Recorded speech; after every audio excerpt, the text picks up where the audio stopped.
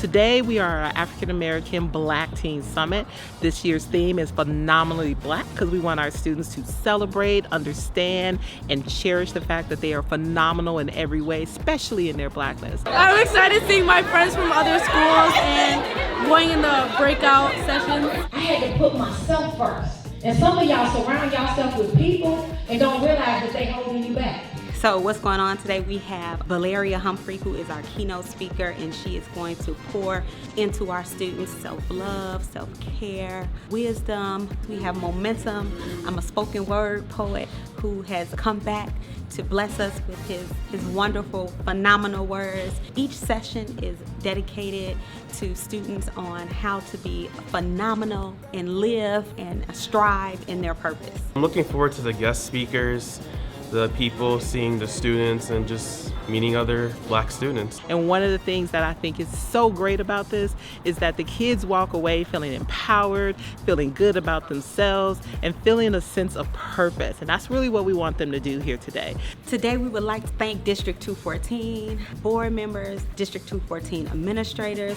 A big special shout out to Tony Bradburn, our DEI director here at 214, and to all the people who helped make this day phenomenal. All the planners, all the volunteers, thank you. And most important, thank you to our phenomenally Black students.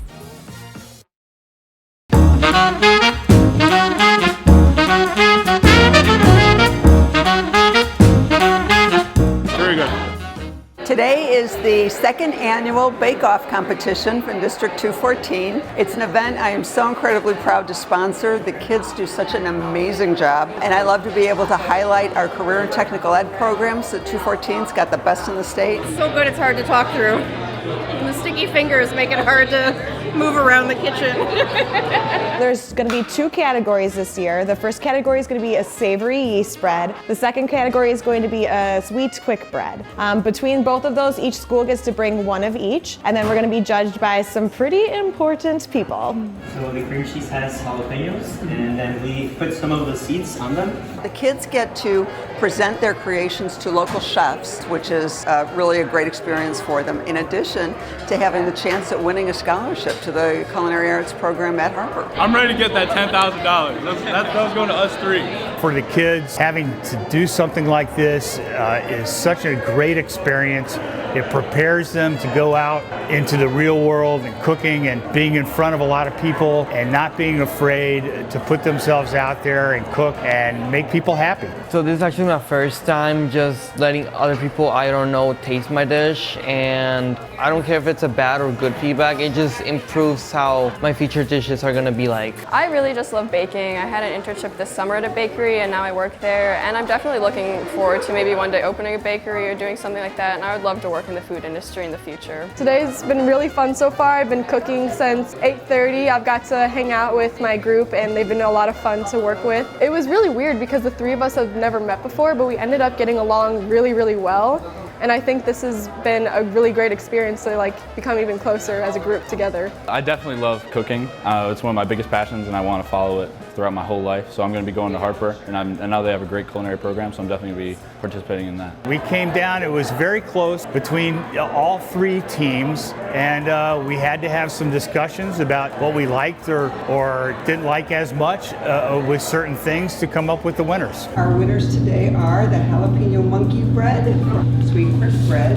Our winner is the caramel macchiato muffin. Once I heard that they won, I did not think that we were going to be able to take both categories, but then once we did, I was completely overjoyed, and the first thing I did was looked over at my teacher to see how excited she was. I mean, it's our first time competing and we won, so pretty happy about it. Well, I think just flavor and texture, Elk Grove had just really two very, very good products from their savory bread with the monkey bread was very, very good. And their macchiato muffin was just excellent with just the different aspects of that dish in itself, the different components.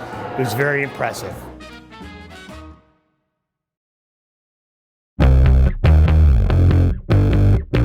Today we're out here at Joliet Autobahn Country Club. It's a great track. Our kids are excited to get underway. They put a lot of hard work in to go through and design our super mileage vehicles. Every high school in the district has one. Kids get really excited about coming out here and testing them out and seeing how well they design to get as many miles per gallon as possible. The overall goal is to get pretty high miles per gallon. What the students do is they actually weigh in a really small gas tank before they actually go out on the track. They run 2 laps, which is actually right about 4.2 miles. They have to do that in under 20 minutes. And then they come into the pit, they gotta stop. Before they go back to the actual staging area, they have to take that gas tank off and weigh it in. And then they go through and they calculate what their miles per gallon are based on how much fuel they use over those 4.2 miles.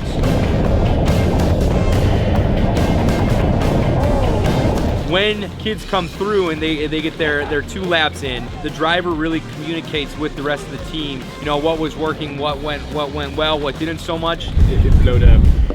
Right off the bat, before we started racing, one of our tires decided to grenade in the line to weigh our fuel tanks, and then we fixed the tire, and now it seems to have grown a nice bubble on it. So we're gonna fix that. We're gonna go back out there. We're gonna have fun. Well, honestly, I just hope we finish. I mean, that is the main thing, is I hope we finish. I hope we don't break anything. I mean, right now our rear sprocket's falling off. I'm not gonna touch that because I'm just gonna break it more. So I'm gonna leave it alone and hope it stays on. But yeah, no, this is just a fun way to build something and hope for the best. It's really neat to see the kids kind of work on that. I don't really do much once we're here, it's all them. None of the advisors do. We're doing other stuff, helping out with the race, making sure it's going off. It's very student driven, student focused, like everything we kind of do.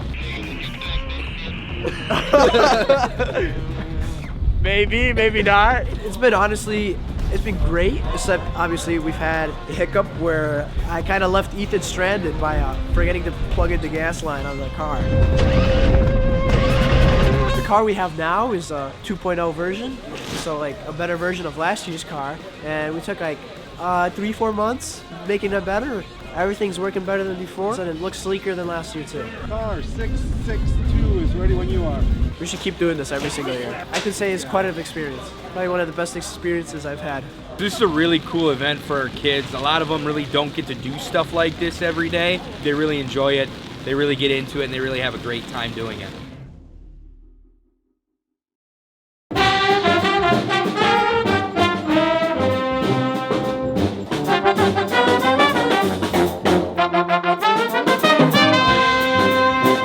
We're having our spring night of jazz, which we do every year with our top 2 jazz ensembles at Hersey. And then we bring out a guest artist to perform with the students. So this year we have Melissa Aldana.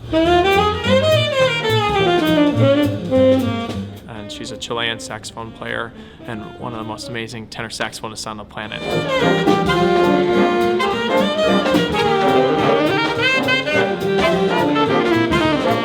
Most of my work is as a band leader and performing with high school bands or college big bands and doing artists in residencies. So to me it's a perfect balance. I get to play a lot and I get to be involved in the educational part and be able to be around young musicians, you know, and have a lot of different kind of experiences.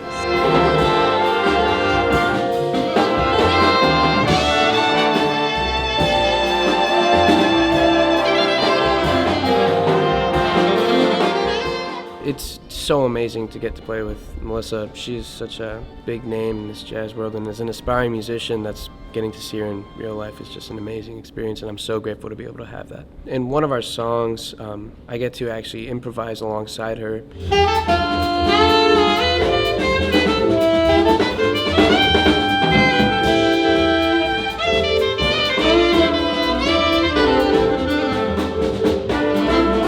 And I've picked up so much in such little time.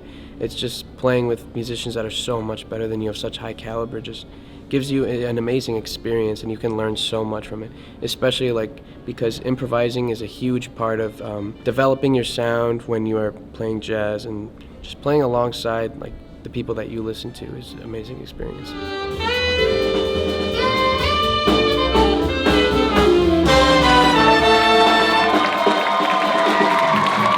Well, the most I hope for the students to get is just feel inspired, more than them wanting to become a musician or whatever it is. Make them motivated, and excited about music and about practicing and the whole process itself.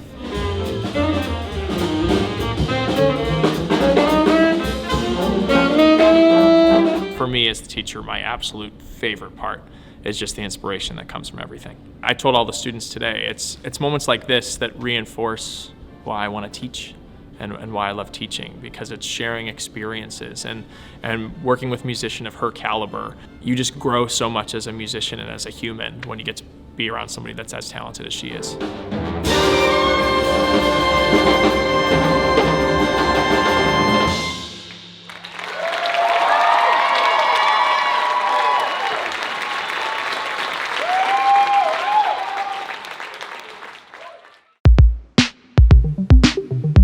Today we have HS Hacks, which is the brainchild of two of the most mature, intelligent students I've ever had in my 25-year career. They wanted to put on a hackathon for students around the Chicagoland area, and right now we have about 75 students that are working on projects centered around mental health. We really wanted to help veterans because in general, veteran mental health is a big problem in US society today. Veterans have double the suicide rate as ordinary Americans. For our theme, we really wanted to help out a nonprofit, a good cause, while also bringing these kids together to learn all about computer science. And we thought, why not bring in one of the district's close friends and partners, Project Headspace and Timing, to give us this theme and once again push these kids forward to deepen their interest in computer science. It's important to have a hackathon because we all get together and we get to push ourselves to new heights with our skills, right? Because it's like 12 hours, and so you have a limited time frame to build projects, right? And so you're pushed to use new technologies and learn new skills to build incredible projects and achieve your goals at the hackathon. I think it's really awesome to be able to work with other kids that aren't in our district because you get to make so many new friendships and connections, and they might know someone that you know, and they might also know someone that could help you do something that you didn't get to connect with because you were staying in the district or staying local, and it's just really great to get yourself out there, I think. From today, what I hope everybody takes away is an experience. We have workshops that students are learning about APIs or HTML or some of the different languages. We also have the ability for a student to compete against others and create a project that they are passionate about or a project that works with our partner. So the end result is that everybody has a fantastic experience and has some learning and some project at the end centered around computer science and mental health. Today we are hosting at Buffalo Grove High School the District 214 Annual Media Day. And what it is all of the schools send their media student, and they all get together to hear keynote speakers. They host sessions with each other, they play games, we do a contest with videos, we show alumni videos, and it's just a great day for them to get together and share their passions. I really like to see the ideas that people put forward because it's very helpful to see other points of view on things because it helps teach me as well. Especially because there's such an emphasis on the career pathways. Like, this is undoubtedly the biggest thing that I've participated in high school that is going to prepare me for not only... Is Lenny here? Yeah, okay. I want to call to order the meeting of the Board of Education, Township High School District 214, Thursday, May 18th, 2023. May I have a roll call, please? Dustling. Here. Fiorito. Here. Heineman. Present. Palmer. Present. Rauch. Here. Walker. Here. And Kreutzer. Present. Forum. Can I have a motion to go into closed session for the appointment, employment, compensation, discipline, performance, or dismissal of specific employees, volunteers, or legal counsel for a public body? 5 ILCS 120-2 C1. Student discipline cases, 5 ILCS 120-2 C9, and litigation, 5 ILCS 120-2 C12. Motion, please. Second. There's been a motion and a second. Please call the roll. Walker. Yes. Palmer. Aye. Dustling. Yes. Fiorito. Yes. Heineman. Aye. Rauch. Aye. Kreutzer. Motion passes Aye. 7-0. Thank you.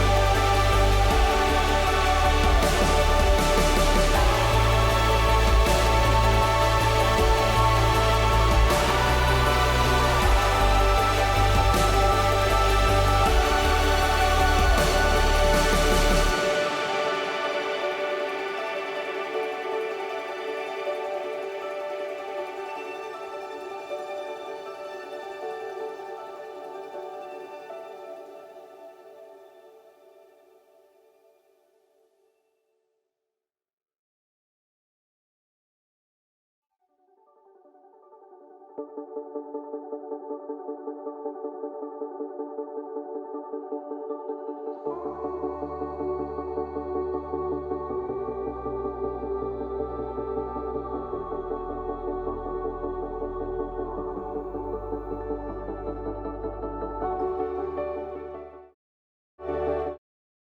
a closed session, but now we need to recess for an emergency meeting, so I need a motion to recess for 15 minutes. Second. I have a motion and a second. Please call the roll. Heineman. Aye. Palmer. Aye. Dessling. Fiorito. Yes. Rauch. Aye. Walker. Yes. Kreutzer. Aye. Passes 7-0. Thank you. On Tuesday evening, May 16, 2023, a fire broke out at Buffalo Grove High School. The building was safely evacuated. The Buffalo Grove Fire Department quickly contained the fire, and damage sustained was in the English wing. Due to the immediate emergency nature of the repairs, emergency expenditures are exempt from public bidding pursuant to Section 5/20.21, Roman numeral 14 of the School Code, if approved by 3/4 of the Board of Education. This action requires a meeting and posted agenda of an action item pursuant to the Open Meetings Act. While the Board of Education did have a scheduled board meeting for tonight, the agenda for regularly scheduled meeting was already established and posted 48 hours prior. Pursuant to the law, that agenda could not be amended to include the necessary action item caused by the emergency unforeseen events of the Buffalo Grove High School, or at Buffalo Grove High School. Accordingly, this emergency meeting was scheduled and the notice agenda action item was posted as soon as possible in accordance with the Open Meetings Act. So we're going to hear from Chris Yulee regarding the emergency repairs, but I think we need a motion first, and then we'll go into discussion about it. So 5.1 is approval of expenditures of funds for emergency restoration and repair to Buffalo Grove High School due to the fire on May 16th, 2023. A motion, please. Move to approve. Second. There's a motion and a second. Chris?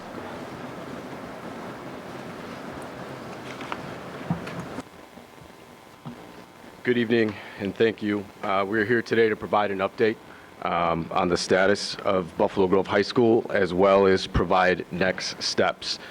So Alva, as you mentioned, the fire alarms were activated at approximately 7:46 on Tuesday night. We had two events in the building. We had a volleyball game and a concert. Everyone was evacuated immediately. Fire department arrived on site at approximately 7:53.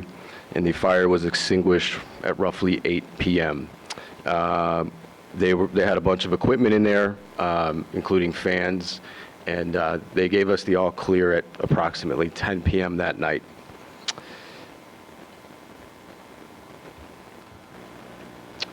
So I do have to note that our staff was incredible that night. Our CMA, our principal, Jeff Wardle, was on site, and we're helping to bring fire extinguishers to the scene, which was the multimedia lab in the English wing. And they were able to contain the fire with the extinguishers, and they didn't have to use water, which is important in terms of restoration and cleanup.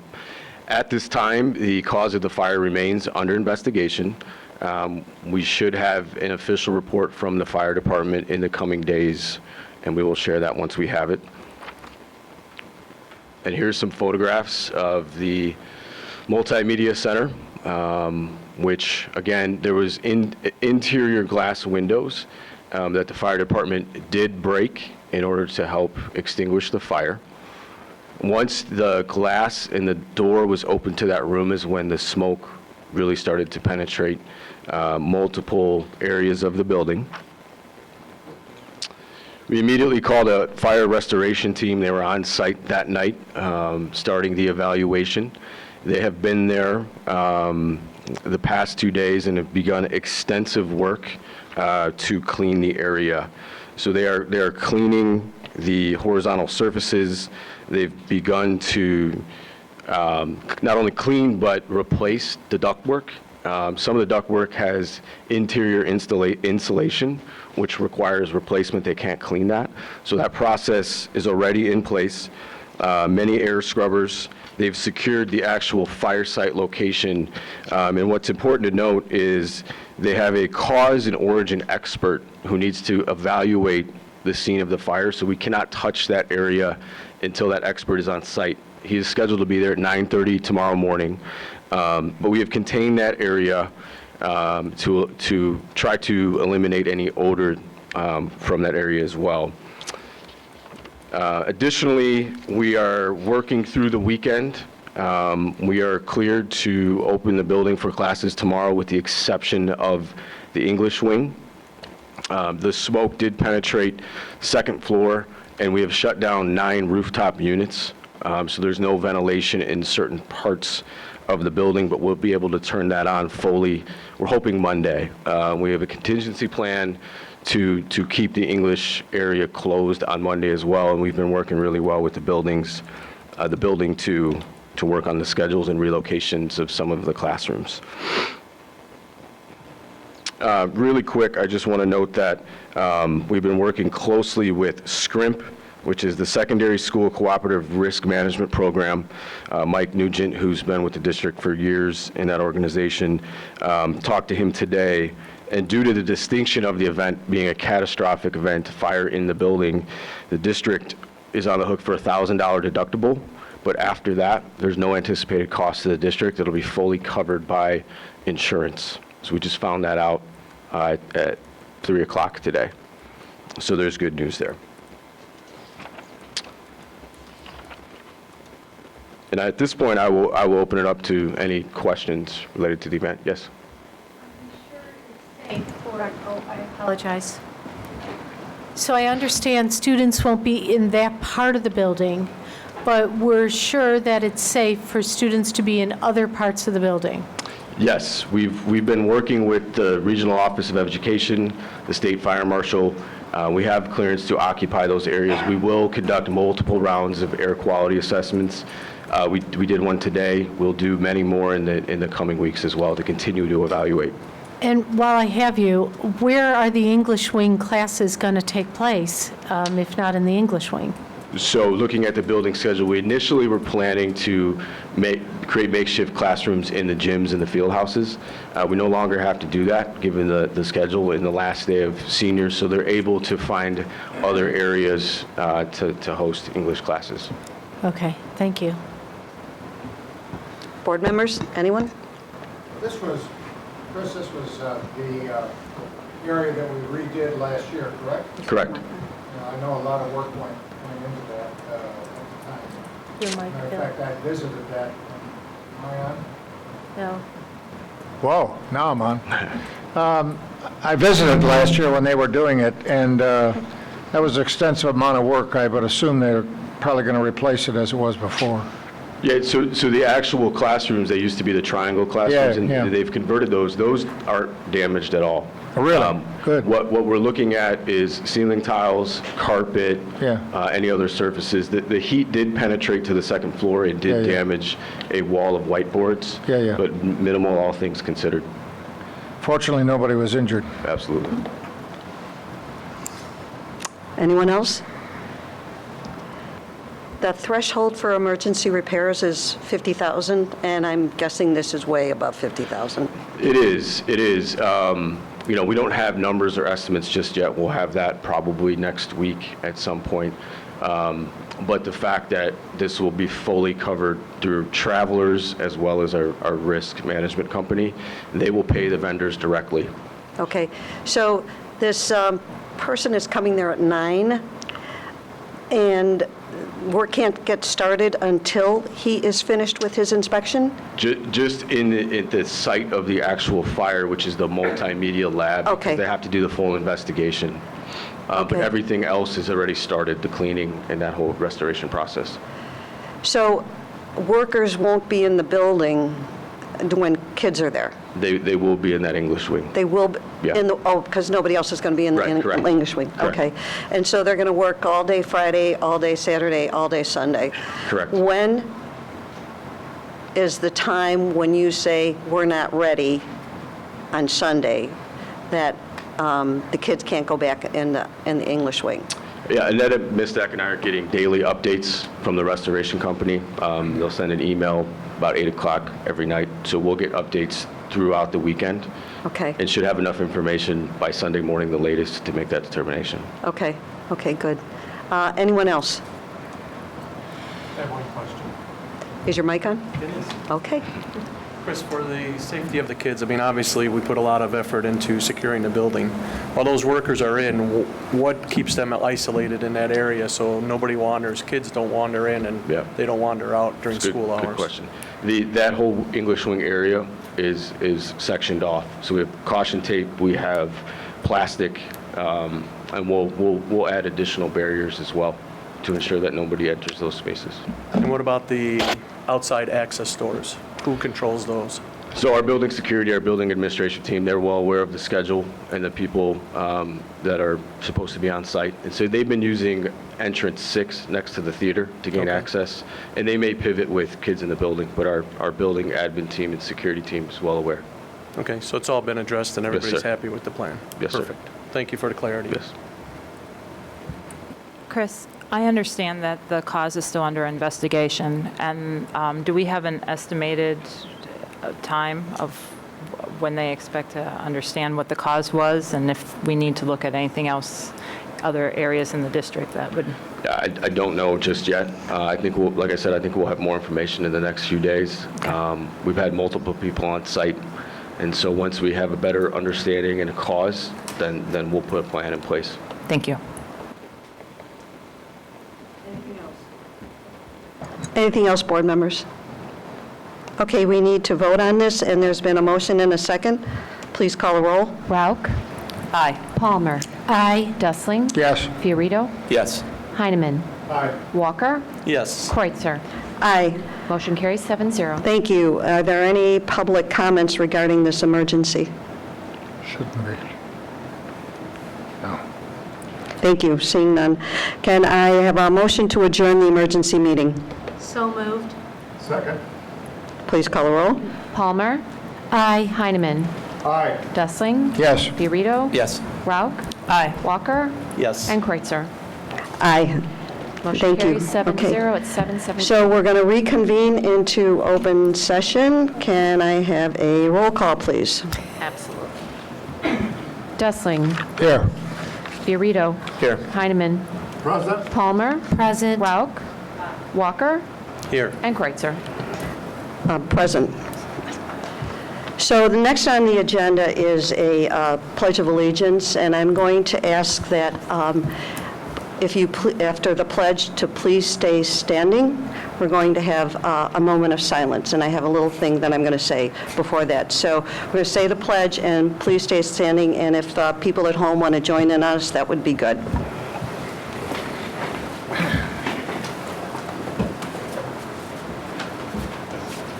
I pledge allegiance to the flag of the United States of America and to the republic for which it stands, one nation, under God, indivisible, with liberty and justice for all.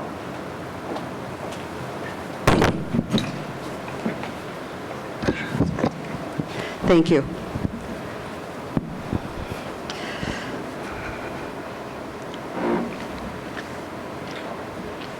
The Board of Education is saddened by the tragic loss of life this week to the Buffalo Grove High School family, as well as the District 214 family. Our hearts are heavy as we remember the 4 students who have been taken from us way too soon in life. I ask those in attendance, as well as those watching at home, for a moment of silence for these students.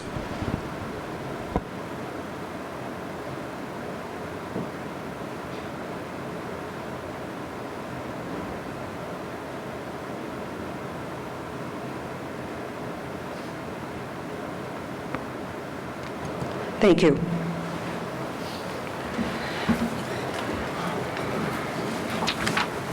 Amazing.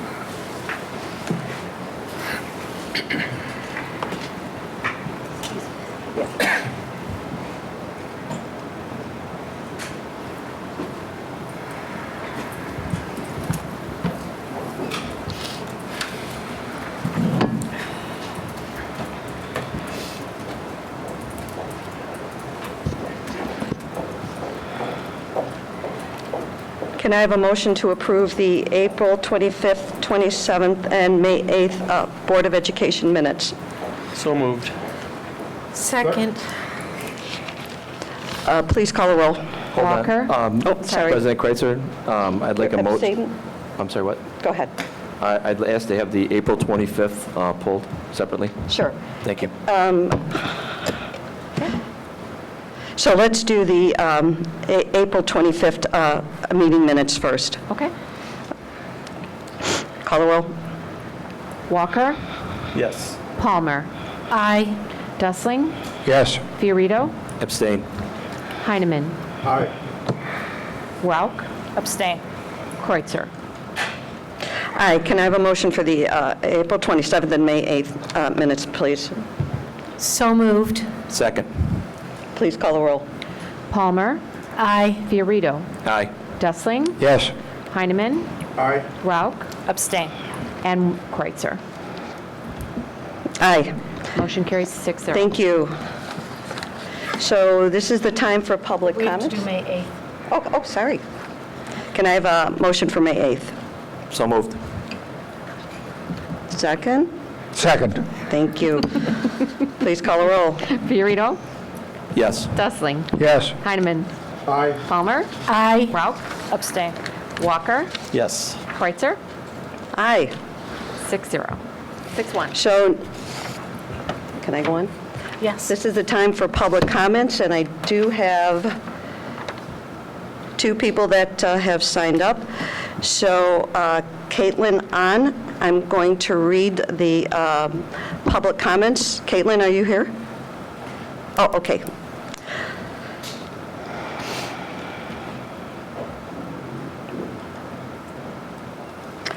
The Board of Education and District value comments from the community at our meetings as well as emails. We appreciate everyone appearing before the board and treat all with courtesy and respect. The Board of Education asks each person to please limit all their comments to 3 minutes. However, if several people want to address the board on similar topics, the board president may limit the time to 2 minutes per person. The public comments agenda item will be the only time that the Board of Education will hear public comments during meetings. Although comments may be made on almost any matter related to the operations of schools, comments will not be allowed identifying individual students or staff members. As this is the Board of Education business meeting, the board practice is not to respond to public questions or comments at this time because this is not an open-ended forum. However, we do listen carefully. If requested, a written response will be provided. If you wish a written response, please ensure that Mrs. Keys has your full name and address on the sign-up sheet. To be fair and consistent to addressing the board, the same protocols and procedures must be in place for everyone. There's a timer up there. It has a green light that indicates your time has started. The yellow indicates 30 seconds remaining, and the red light indicates 3 minutes have expired. Caitlin, you want to come forward to the microphone and clearly state your name for the minutes.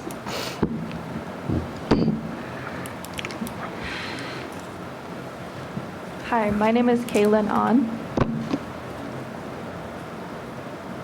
Hello. I graduated Elk Grove High School in 2021 and currently study social policy and legal studies at Northwestern. On May 4th, 2022, at 7:15 p.m., Eric Alfredo, a 14-year-old boy set to attend Elk Grove Public High School in the next year, was walking home from school with another child with an SUV open the window and open fire. Eric was fatally shot. Nearly 3 years before, on May 23, 2019, Haley Murrow, a 16-year-old sophomore at Elk Grove Public High School, took their life by suicide on that exact same street. On Tuesday, Ricky Barcenas, Jesus Rodriguez, Richard DeIta, and Kevin Hernandez died in a car crash. Our children are dying, and this administration must and should provide adequate trauma-informed mental health services in the face of all this death.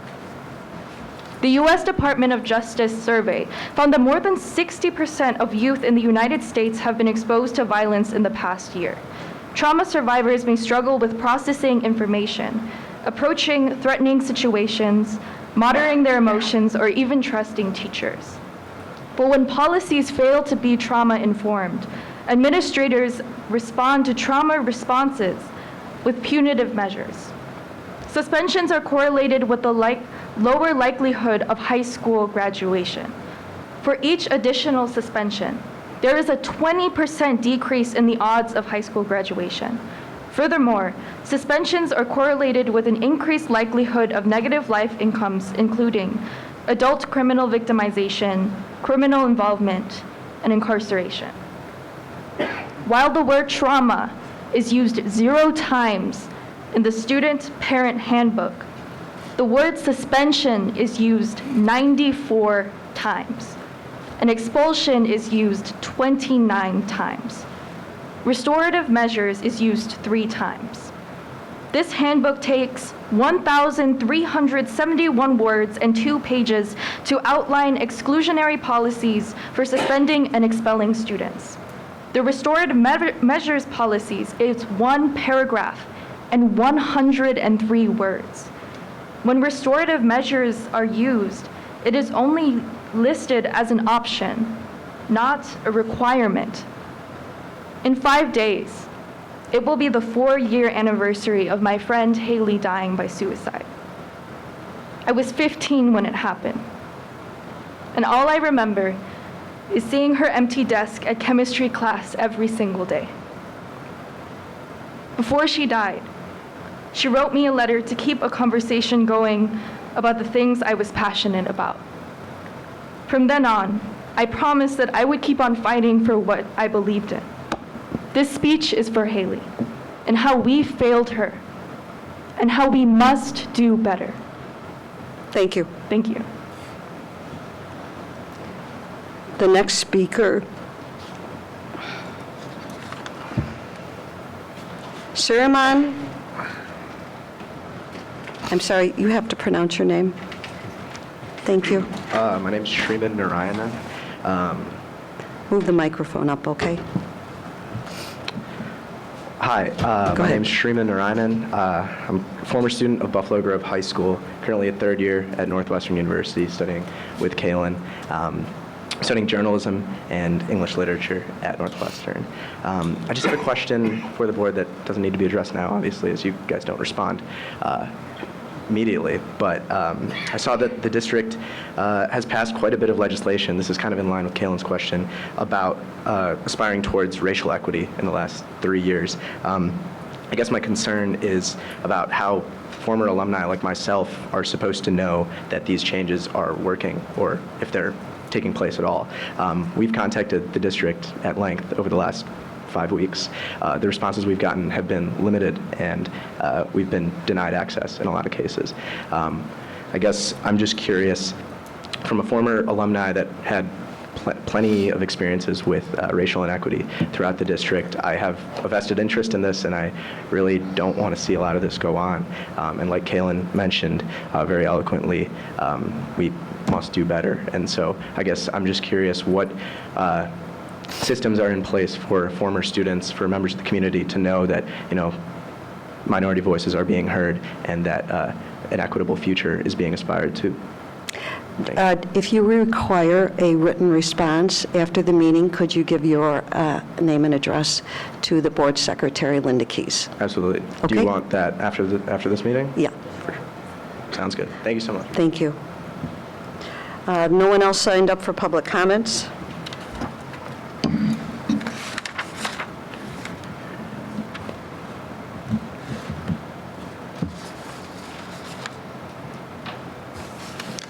The next item, what did I do with that? Ah, here it is.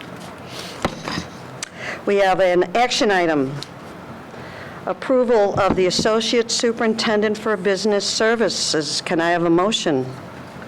So moved. Second. There's been a motion and a second. Any discussion? Please call a roll. Aye. Fiorito? Yes. Dessling? Yes. Heineman? Aye. Rauch? Aye. Walker? Yes. And Kreutzer. Aye. Motion Tim, passes 7-0. I'm signing your contract right now. If you'd like to come up and say a few words. And This is members Tim. of the board, Go ahead. Let me also share that there were exactly 45 names that were submitted for review. And Dr. Tim Keeley was our #1 pick. Welcome, Tim, and your family is joining us, and welcome to the 214 family.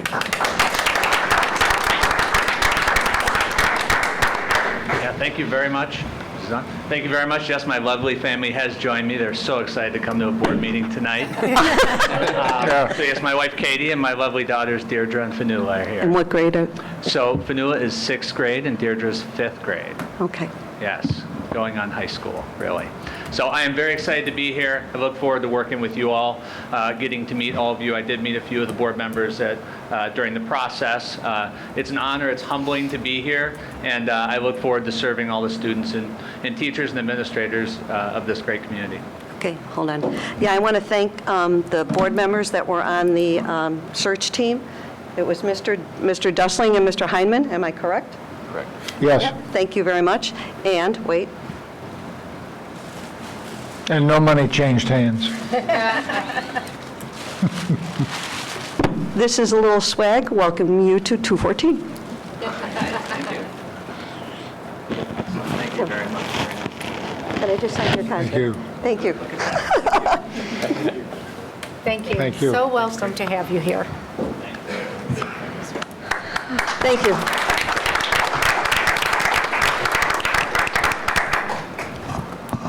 And I'm sure your family wants to stay for our board meeting, right? Yeah, okay, it's okay, you don't have to answer. Okay, so now we have the superintendent's report. And the first thing on our agenda tonight is the Student Services Annual Report.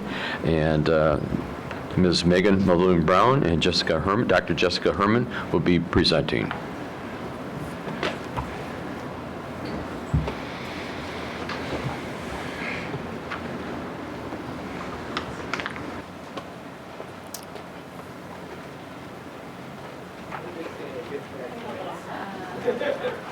Wow.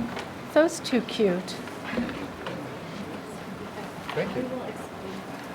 How fun is this? Thank you. We don't normally get things at board meetings, so that's awfully fun.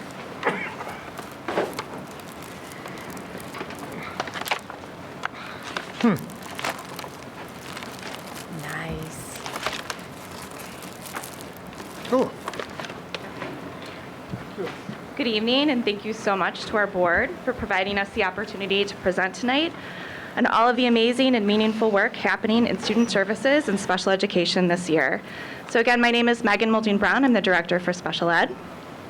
Hi, I'm Jessica Herman, Director for Student Services. In the Student Services Department, we support many elements of the overall student experience.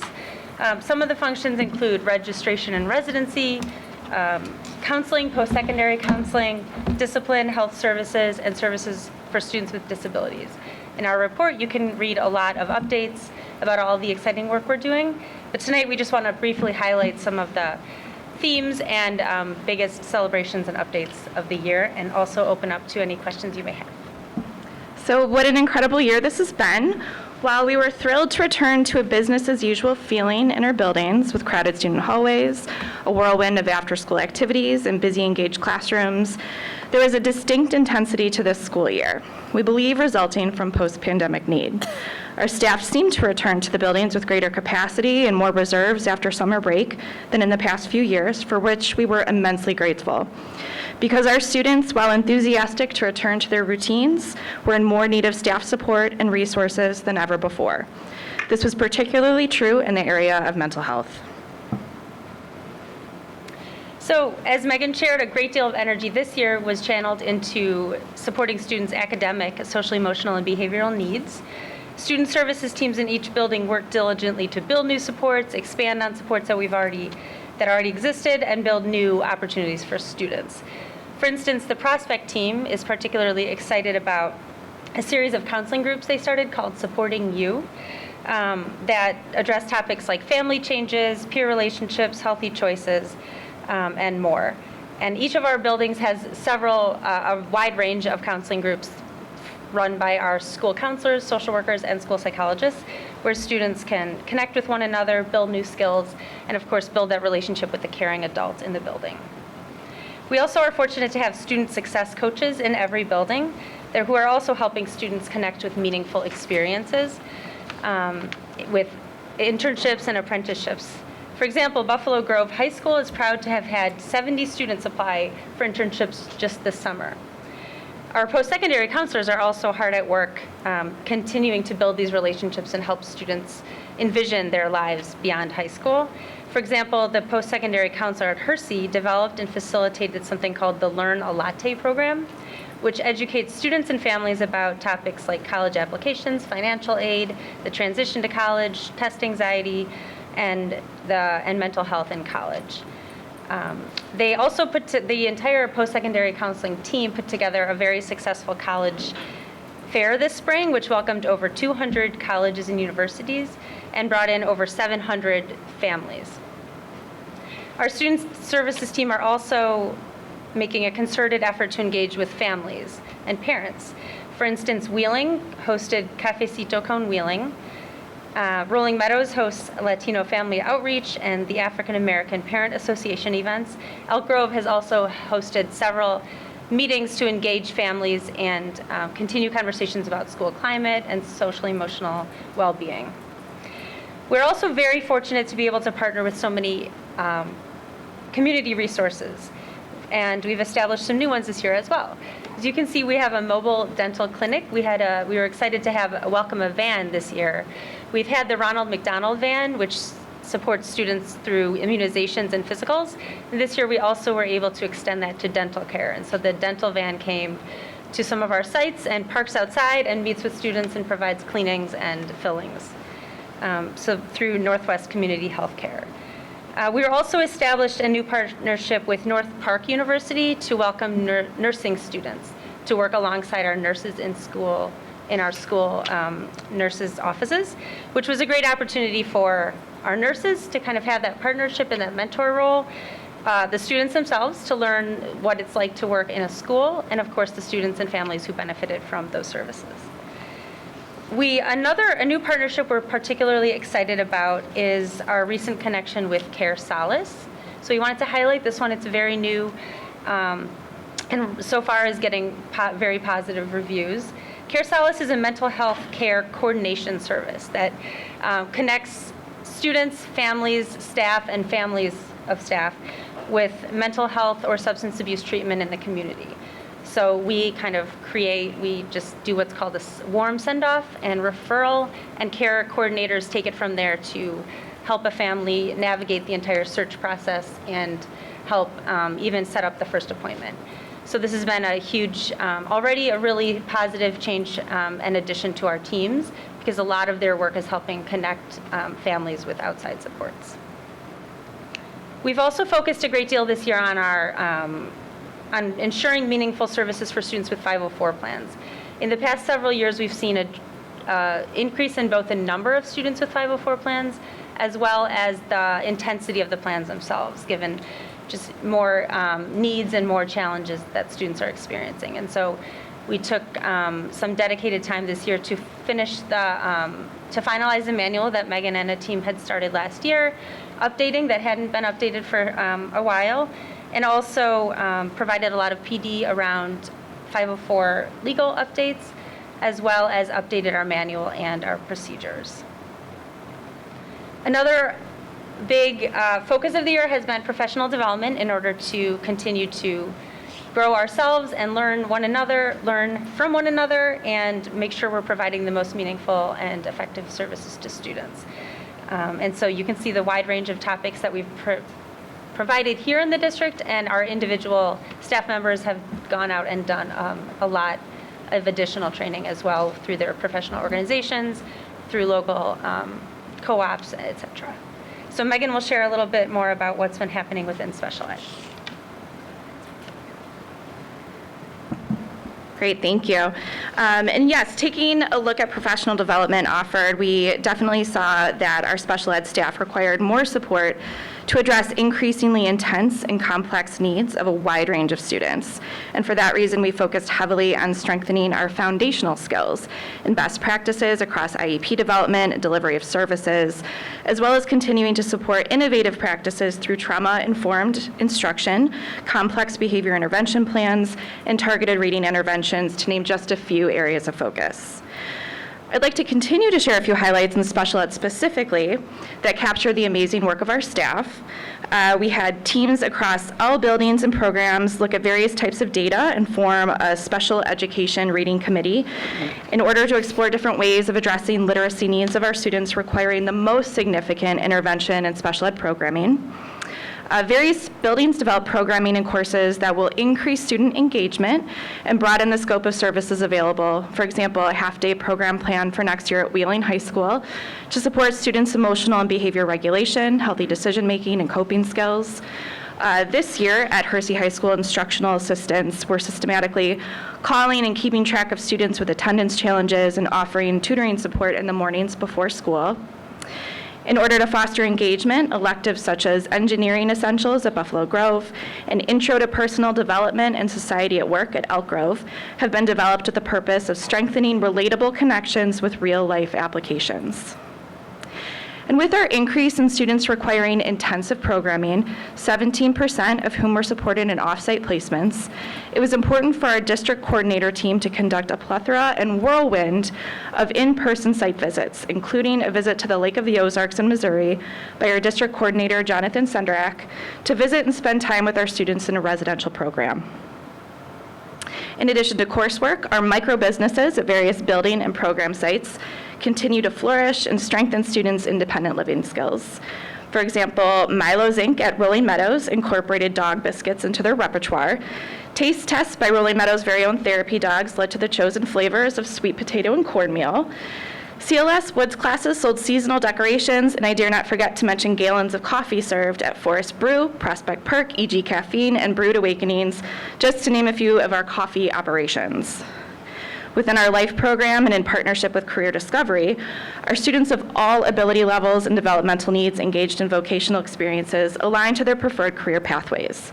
Students in this program engaged in individualized and in-depth assessment of their skills through the PACE Lab, on-site vocational training experiences, as well as contributing to a wide variety of micro-businesses that really expanded their creative options and connected directly to post-secondary opportunities.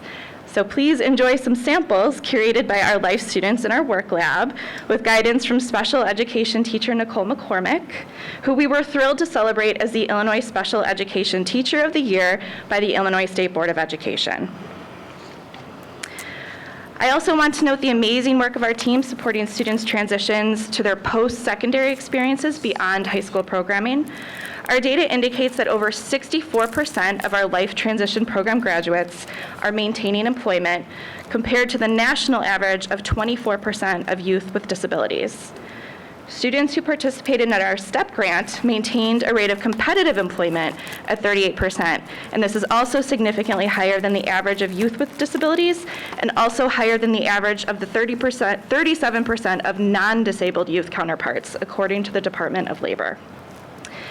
In addition to Nicole's big award, I also want to acknowledge some of our other celebrations from this school year, including our well-decorated Special Olympics athletes.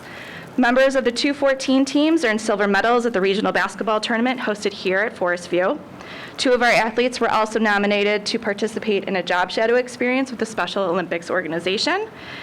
In January, 4 Rolling Meadows High students were recognized as award winners for the Illinois Council for Exceptional Children Yes I Can Award, which celebrates the achievements of youth with exceptionalities, encourages individuals to seek their highest potential.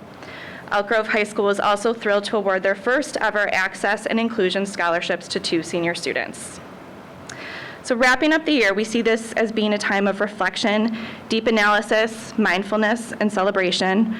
Our special ed and student services teams have persisted in order to keep our struggling students engaged and not just participating, but thriving. Despite an increased demand on staff to address more intense needs in our student communities, our teachers, case managers, counselors, psychologists, social workers, speech pathologists, and paraprofessionals remain committed to meeting students where they're at, in addition to advocating for greater innovation in order to take students to where they need to go. We are so thankful for the board's support for our programming and these vital resources to support our students, particularly our additional staffing and student services, and we're now happy to take any questions you may have. Wow. Board members? I have several questions. Okay, I'm going to start with this. So I noticed in the 504 plans that you had, looks like almost a 20-something% increase from 2018 to 2022, 23. So I know how 504 plans work, and they're very timely, and just asking, do you have the resources to do that? Great question. As Megan shared, we're very grateful for the additional staff. We do think that will be extremely helpful. We have divided our case management up by counselors, psychologists, and social workers. Some schools have a lot more 504s than others. But next year will be nice to have 2 additional staff members to share the load. So at this point, we're hopeful that will help with the continued. But if it doesn't, you'd come back and tell us, right? Sure, yes, I will. Okay. All right, next question. I was hoping that NSSEO would go before you guys because they'll probably talk about it later, but I noticed that our NSSEO costs are increasing just under 20% for next year. So does that mean that we're moving more young adults to the NSSEO program? So I will defer some of those questions to Julie and Judy. We do have an increase in student need. So we are seeing students accessing more of our NSSEO programming through Kirk School, the therapeutic school. And then we also have just an increase in needs for occupational therapy, physical therapy, vision, hearing. So really across the board, we're seeing an increase in need, yes. Okay, so does that say yes, that we are moving more kids, or? We have an increase of 3 students for 4? next school year. 4 students. 4 students, okay. 3 or 4 students. Oh, I see. Okay, Yes. so I have another question. I have a bunch. So I came from River Trails 26, and I know that through the last several years and how things have gone in the world, there seems to be a much greater need because we have more. In my old school district, it was more young children that were of special needs and needed help, and I'm sure at the high school level it's no different. So do you think that we are properly staffed from a special education standpoint to handle the influx of more young adults that need help? Because the last thing we want to do is overwhelm and overburden what we have right now, because I know special ed teachers and staff members, they're a needle in a haystack right now. Yeah, I think that's a really excellent question, and we continue to take the pulse in our different departments and watch our numbers. Right now, we have a 16-to-1 ratio in our comprehensive school buildings, and then we have an 11-to-1 ratio staff to students in our specialized schools and programs.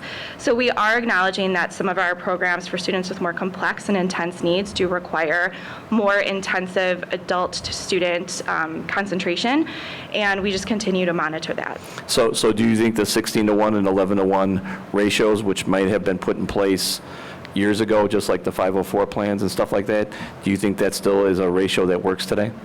I think it's student by student, and we really take each student's needs into account and really are very mindful and thoughtful about the programming they require. Okay. I just want to tell you what you guys put together presentation was outstanding. I love the summaries by school and by program. I think you did a great job with that, and I really appreciate you answering my questions to the best of your ability. Thank you. Thank you. Any other questions? Yes, I have one. Go ahead. You know, one of the things that we've been looking at the past few years, diversity, equity, and inclusion. And although we've got 2 per school coming up with psychologists and counselors, I want to make sure that we're putting those people based on diversity, equity, and inclusion. Equity doesn't mean equal. Equity means where we need them. That's what I want to make sure is we're putting people where we need them. And I have confidence that you're looking at that, and that's greatly appreciated. But please keep looking at it, because each location has specific needs, and they're different.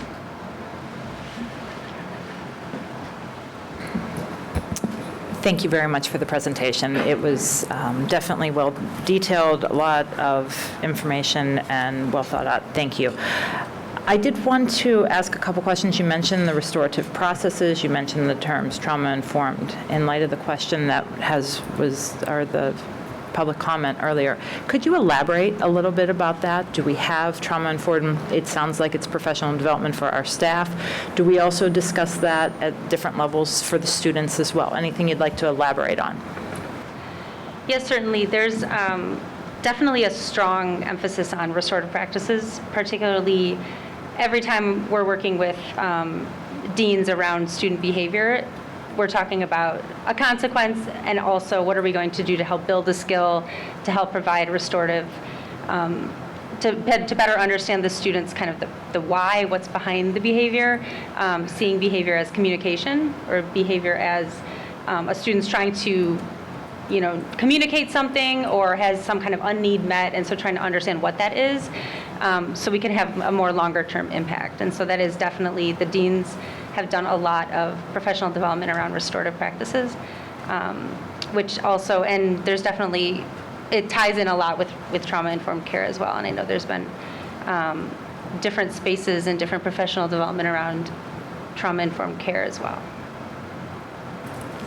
Okay, yes, no, and, but the trauma-informed, it sounds like we may be able to branch that out or spread that out to the students as well and communicate that. Okay. You mentioned 64% post-secondary employment maintained, which is a great number compared to the nation. Can you explain, how do we track that? Where do we start that from? Sure. So part of our Illinois State Board tracking, I believe, is indicator 14. I can get back to you on that. But it is a formal process. And then in addition to that, our life program administrators go ahead and follow up with surveys to their graduates. As they exit the program, we ask for permission, may we follow up with you, where can we contact you, and then they take that data from year to year. Okay, and then how long do they track that? A couple years then, it sounds like? That's a good question. I'll get back to you on that. Okay, no, I appreciate that. Thank you very much. Appreciate it. Anyone else? Lenny? Sure. Can you enlighten everybody on the change that was made from, you refer to deans, but we don't really have deans anymore. Right. Can you, I know it's an old habit. Yes. But can you talk about the restorative practice that was put in place a couple years ago, and from your lens, is that working? We can pull the numbers, but from what you see, is it working within the district? Yes, I think especially when we look at recidivism or students that are struggling and seeing if they continue to have those repeated behaviors.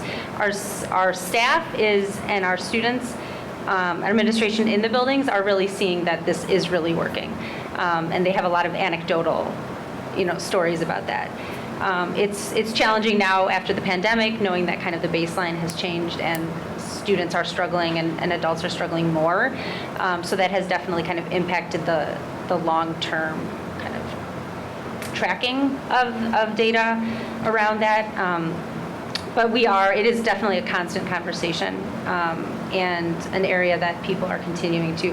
And as we're looking and hiring more people, we're always looking for people with that lens that are coming in, seeing their role as the division heads for student safety, success, and wellness as really that, as being leaders in kind of helping shift the mindset and helping students grow and find those places of success and use strength Sure. to navigate that.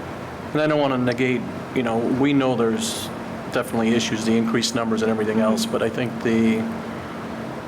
all the effort towards that, we're just being outrun by the impact of COVID and being cooped up for 2 years and everything else. But I think the district is taking a much harder. I know your lives are definitely consumed by doing that and trying to find better ways. So thank you for that. It takes all of us to make it work, and we still got a lot of work to do. So thanks for everything you do. Thank you. Anyone else? No? Oh, okay. Great report. Love it. Always look forward to it every year. Appreciate it. Thank you.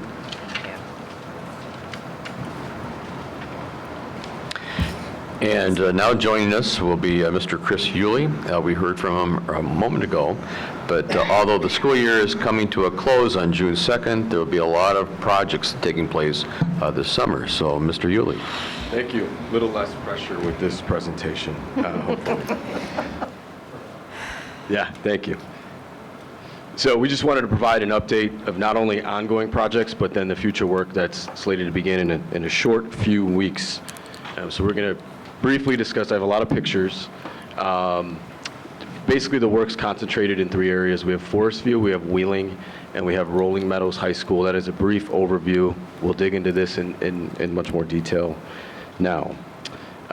So the first space that we wanted to talk about is the CTE classroom housed here at Forest View. We refer to it as E building, back in the building. So you can see the before and you can see the after. A lot of excitement around this space, and it's being utilized fully. And you can kind of see the windows that have the brown paper over that. That would be looking into the lab, which we'll talk about in a second. So it'll be a really nice space that'll be utilized both by specialized schools and then potentially district programs after school in the very near future. And I'd say feel free to jump in with questions now if you have it on a space. CTE stands for? Career Technical Ed, right? Yes. Thank you.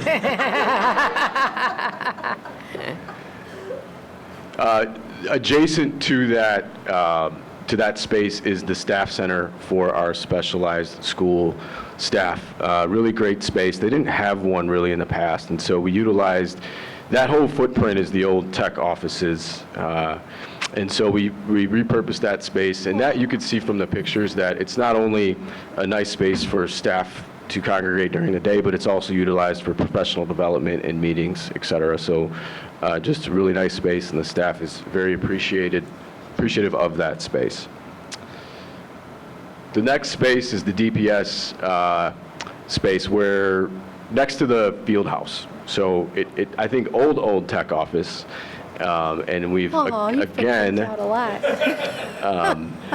taken the opportunity to really utilize our large footprint here to house some of these spaces. And so when you look at that, we have a front of the house where the staff will be located, along with a green room for some of the multimedia, the videos, all of that. And then the back of the house, which is where the huge printing equipment will be located. So it was an intricate project because the floors were sloped. We didn't have enough ventilation. We didn't have electrical. So when you look at that, you see the floors being done, but really it was ventilation, electrical, along with the leveling of the floor. And then we had Xerox and I think Hewlett-Packard, Pat, in there checking the site to get final approval so that then we can move forward, get the new machines in there. And we are scheduled to, DPS is housed at 2123 right now in the back, and we are scheduled to coordinate a massive move at some point in June. So we should have them fully operational, hopefully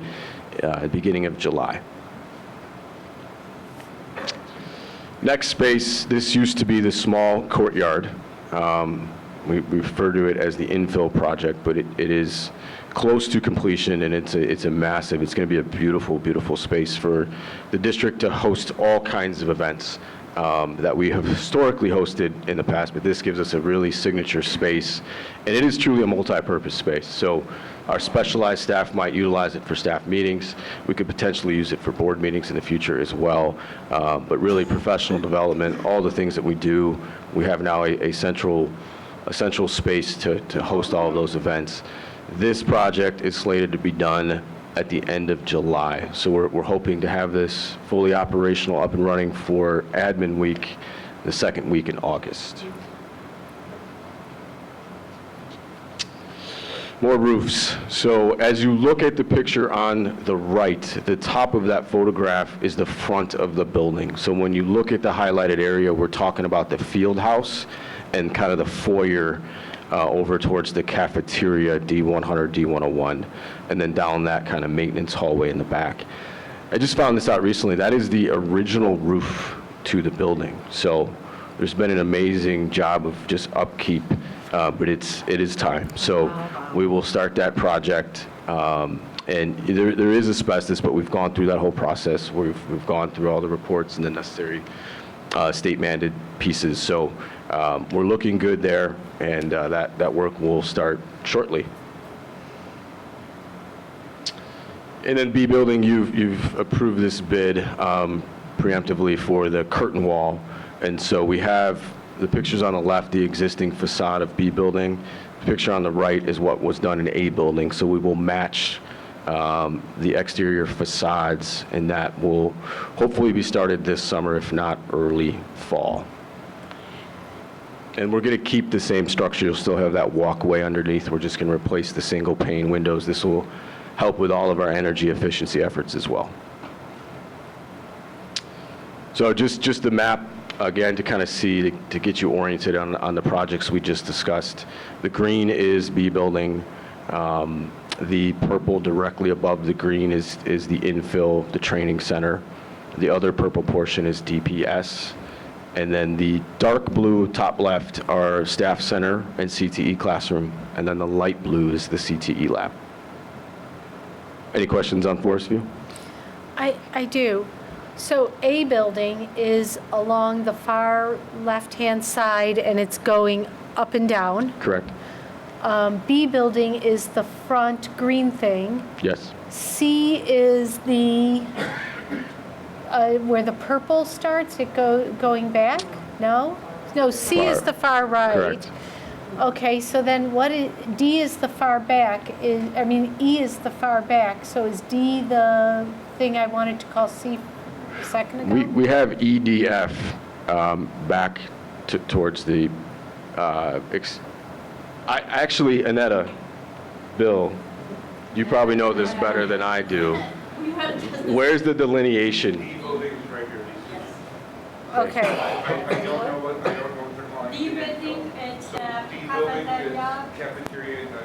Thank you. Okay. Thank you. Okay. And then the back is E and F. I don't know where the line starts though. So E must be the north side and F the south side? Because you were talking about that as being E. Okay. Correct. Okay. I've always been confused on that. Thank Well, you. join the club. Okay, Wheeling High School. We're really excited about this. We're doing extensive work at Wheeling High School. And I just want to really talk first about this roof replacement, which we'll dig into in a minute. But I know Dr. Hubbard and Jeff Wardle was here. But extensive collaboration, probably 6 to 8 months worth of conversations and meetings leading up to this, because we have to shut down the building for the summer. And we are going to relocate our 12-month staff at Wheeling to Buffalo Grove. And so Jeff's been phenomenal in welcoming Wheeling. They've been over there many times. And I think we're in a good place. There's just a few more pieces we have to coordinate, like the mail and just talking with police and fire and all of that. But I think we're in a good place. And we're going to have our 12-month staff essentially pack up the last day of school, and then we're going to move them on Saturday, because we have to start this project immediately. So we will dig more into that. But again, Brad, and I know Jeff was here, thank you all for your efforts, because it's been monumental. And also, I should mention all of our student programs, the athletics and some of the other events are off-site. We're using BG, we're using Hersey, I think we're using another location as well. We've coordinated, and Wheeling's been great. Shelley, the athletic director, has kind of taken the lead on this. We have shuttles for the students to run back and forth to all these various locations. So a lot of planning, a lot of attention to detail, and fingers crossed, I think we're in a good spot right now. So you're not talking about a total roof replacement at Wheeling? I'll get to it in one second, yes. Okay, wait. I have a question. We're moving people on Saturday? We're moving their stuff on Saturday. We're moving their And stuff then on Saturday, and we're also going to be at BG doing the fire repairs on Saturday? Sorry, the Saturday after the last day of school. Okay. I think that's June 3rd. Yeah. I'm like, there's a lot going on Saturday. June 3rd is June when we'll 3rd. move all their Okay. stuff over, and then Okay. that Monday, that's the staff would report to Buffalo Grove. Okay. And there's That been a was lot of overwhelming coordination to with me. CMA and all of that as well. Yeah. First, the stadium, we want to focus on the stadium. And really what we're doing at Wheeling High School is going to set the stage for future stadium renovations. As you all know, our turf life expectancy, we are close to the end with most of our schools. And so Wheeling is up first. And anytime we're going to replace the turf, we also want to replace the track. And the tracks are 20, 30 years old, so they're ready as well. Just for coordination, you don't want to damage things either. So they're getting a full track replacement, a turf replacement, and then we're also going to take the opportunity to upgrade our lighting to LED. Again, energy efficiency, which we have a comprehensive energy efficiency plan. I know Dr. Rowe is a big advocate of energy efficiency as well, so we'll have a more comprehensive plan to share about energy efficiency in the coming months. Okay, here's the big one. So on the right, you have the highlighted area. It's actually not that big of a roof. However, if you see the highlighted lines, green is electrical, blue is water, and yellow is gas. So basically, all of our main utilities are housed on this roof. The picture on the left are the rooftop, the chillers. So those will have to be removed. I think we are going to replace one of them, and then we'll place all of that back on the replaced new roof. Again, this is a massive project. I can't stress that enough. Requires a ton of coordination, and this is why we have to shut the building down for essentially 2 months, because we'll lose those utilities. So when we talk about losing ventilation or losing electricity for that short time, we have these microscopes that we have to take care of. We have our weight equipment that won't do well in humidity. We have to drain the pool. I mean, there's all these little things that are required to do this roof replacement. So again, this has been months and months of planning. So I'm hopeful that we know we have to be ready by a certain time. So our contractors know that, and I'm hopeful. And also, I should mention, we're adding a night watch here because we're going to lose critical infrastructure like our cameras. So we'll have a night watch effectively from 8 p.m. through the morning. 7 in the 6, 7. Yes, every morning we will receive the report from the watchman. Will be in contact with the police department. So police and fire are obviously aware, but we'll monitor this very closely. Any questions on the roof? I mean, I'm full of questions on construction. So there's a lot of roof work that we're hearing about lately, right? And it seems to me that are the roofs on a rotation? Do we have sort of a replacement schedule? We have a lot of buildings in the 50-plus year-old range. Correct. Yeah, everything is 50-plus years old now? With BG? Yeah. 50, yeah. So we have a rotation planned, or? Yeah, so part of the facility assessment that we're working on, that we will present to the board in August, you will see every single roof, every single year it was installed, and then the projected replacement date year. So all that information is being assembled now. But roofs aren't replaced whole 1 year. Sections. Yeah. Sections, correct. Okay. Yeah, so you'll have So, yeah. which section should be replaced when, yes. Depending on the building, you might have 8 different sections. Yeah. But you'll know each section and when it was installed and when it should be replaced. And are those sections labeled alphabetically, like? Just kidding. All right. Yes, sir. All right, keep going, I'm sorry. Bill. Question, so the automotive area, the far right, is not going to be touched this year? No. Are we doing any small projects in there? No, the roof in the right, outer shop, because of the extended work that we do in this room, we did an additional assessment over there, and this roof will be for a replacement next year. Okay, thank you. We would like to bring also rooftop unit over there and additional ventilation for the students in the classroom. Okay, thank you. Okay, thank you. Sorry, Chris. I was looking for the button. So The whole entire campus will be closed then? The Yes. baseball fields and everything? No Yes. student access? No. No public access to anything? No. Okay. Just so it's clear. Yep. That's what I thought, but Yep. it's... And we've worked on communication. Brad's been very helpful with all of that, so. So Lenny, you can't use the running track. Well, You need to stop obviously that. you can't do the running. And you can't pole vault either. Yeah. That was not told to me. Dr. Hubbard, you said I could pole vault before. FPG, that's what I missed. Thank you. Okay. Okay, and then one of the last projects, we've had these are the units that are actually on site at 2123. So because of the long lead times that we were dealing with a year ago, things have settled a little bit. We ordered this equipment last year.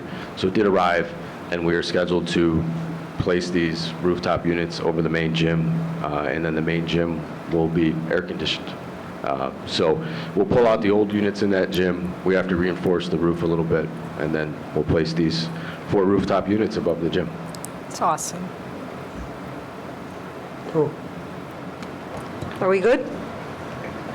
Any additional questions on Wheeling before I jump to Rolling Meadows? No. Okay. Rolling Meadows, as you know, this parking lot rehab was supposed to be done last summer. Rock quarry strike that forced us to kind of pivot and push it to this summer. So with the parking lot, we will address all concrete curbing and then do a full-scale resurfacing of the Rolling Meadows parking lot.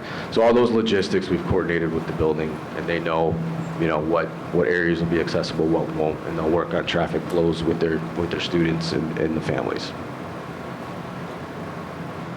And then lastly, so I think Rolling Meadows a few years ago pivoted on where they have drop-off in the morning, and so the buses, this is the back of the building.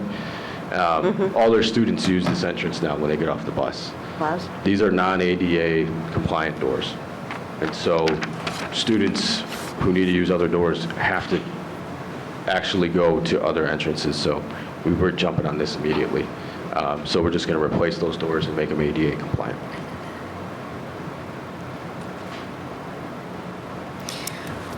Yes. Is there going to be a ramp? Is there a ramp there? So there is. It's ADA accessible to the door. Those sets of exterior doors are like 30 inches wide, so they're very narrow. They're narrow, yeah. Okay. Yeah. Okay. Okay. I guess that's it. That's it. Thank you. Well, actually, I have a couple just global questions, if I may, and I apologize. I know I've been asking a lot tonight. It sounds like, we're doing this assessment of all facilities.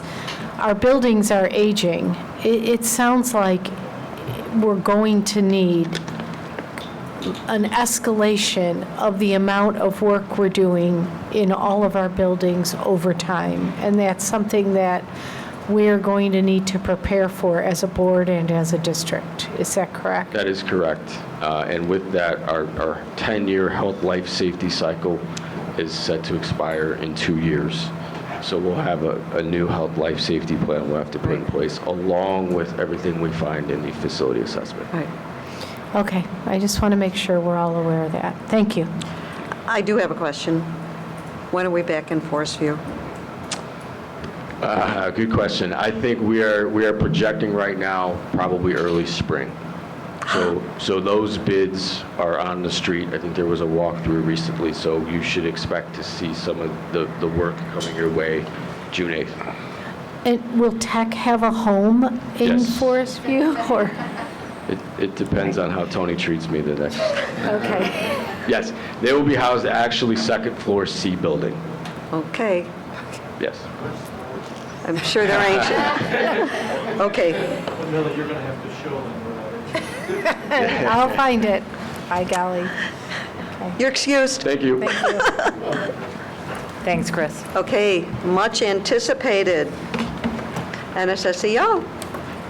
We have with us this evening the retiring Dr. Judy Hackett and your Julie Gillick, the business services person.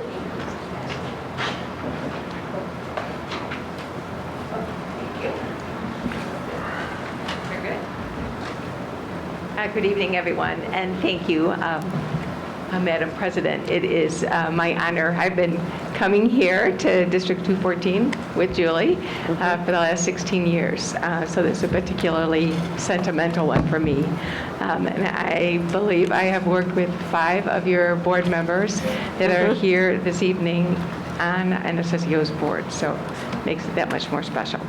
We're going to run through. You've had a long board meeting, so we're going to be brief and concise. We did give you a folder, so you have the comprehensive continuous improvement plan in that folder as well. We do really like to start with metaphors, and for Lenny, who can appreciate literally a meeting we had in the dark. The power went out due to a storm, so the flashlights that happened to be our theme for the year became even more valuable to literally shine a light as we walked out of the building that evening. But we have also used it to project the light for our students' future. And so everything that we do, whether we're working with young children or students in their secondary years, is really focused on what are the kinds of skills and supports we can provide for students that help build their futures. So that is our metaphor. Moving on. These are the kind of big ideas, if you will, of the things that we focused on this past year in NSSEO. For those of you who are new to listening to this or have heard us talk before, we really look at our continuous improvement plan as a multi-year focus and continue to update that every board meeting. In one way or another, we align our shining stars, our student celebrations, to our continuous improvement plan. But we really wanted to highlight for you what are some of the big buckets, if you will. Certainly Megan and Jessica have already spoken about professional learning. Every great organization needs to continue to ensure that we continue to advance our professional learning, so we are focused on that and customizing our plans. We also believe in the power of partnering with parents, and so supporting parents at all levels through our Parent Education Resource Center, PERC we call it, our Parent Advisory Council, and a number of different program events. And we've really been able to lean into that more so this year, particularly as we've really opened up lots and added a number of events. We also think it's critical for us to commit a focus for wellness, both for our students, our families, and our staff. A healthy work environment, a healthy student environment is even more critical as we look at the last couple of years. Expanding vocational opportunities. There are so many different ways that we can either create, develop, partner, or have experiences for our students out in the community. So we can continue to work on that. We've advanced that. We'd certainly like to open that up even further. And in your folder is a sticker customized by our students in our microbusiness at Kirk. We use those stickers with our legislators, so you are in good company if you see it on someone else's water bottle down in Springfield. We really are trying to promote the idea of strength comes from all of the things that we look at in terms of our strengths and our likenesses and differences. Holding community forums. All of you that know me know we love to get a bigger group of people together with lots of different perspectives and share what we're doing, but also hear what is happening across the community and how we can partner to advance our work together. So we've done a number of those. Legislative roundtable this year, we rolled up our sleeves and said, what are the 2 big things that we need to take on? And that seems to be the theme for this evening. Really looking at how we can do more to really address the intensity of needs as it relates to mental health. For our students and certainly for our staff as well.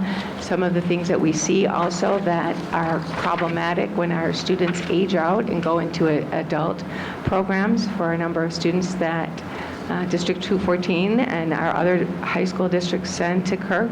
They have a lot of significant medical and support needs, and a number of the day programs that we have don't take students with medical needs, don't take students that need medication during a day, or don't have a one-to-one support ratio. So those are the 2 big ones that we are continuing to work on at the state level. And the last one that Julie will speak a little bit more about is we are always into, and Julie is masterful at this, is really figuring out how we can maximize revenue sources, fundraisers, grants, and opportunities that continue. So I'm just going to kind of roll through the next couple, each one of them.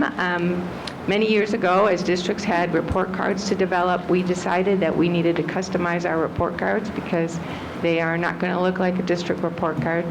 And we did the same thing with our dashboard indicators, so we made sure that those were both aligned. That's true in each one of these goal areas, and so you can see as you read through the reports that each one of those, particularly at our secondary level, are really based on assessments that are customized as it relates to vocational transition. Megan spoke a little bit about those 2 indicators that the state collects. So using some of those data pieces, IEP outcomes. So what are the things that really show us that we are making progress in those goal areas? Moving on to the second one, our social emotional learning. Again, we've spoken about that. That is a significant area of focus for us.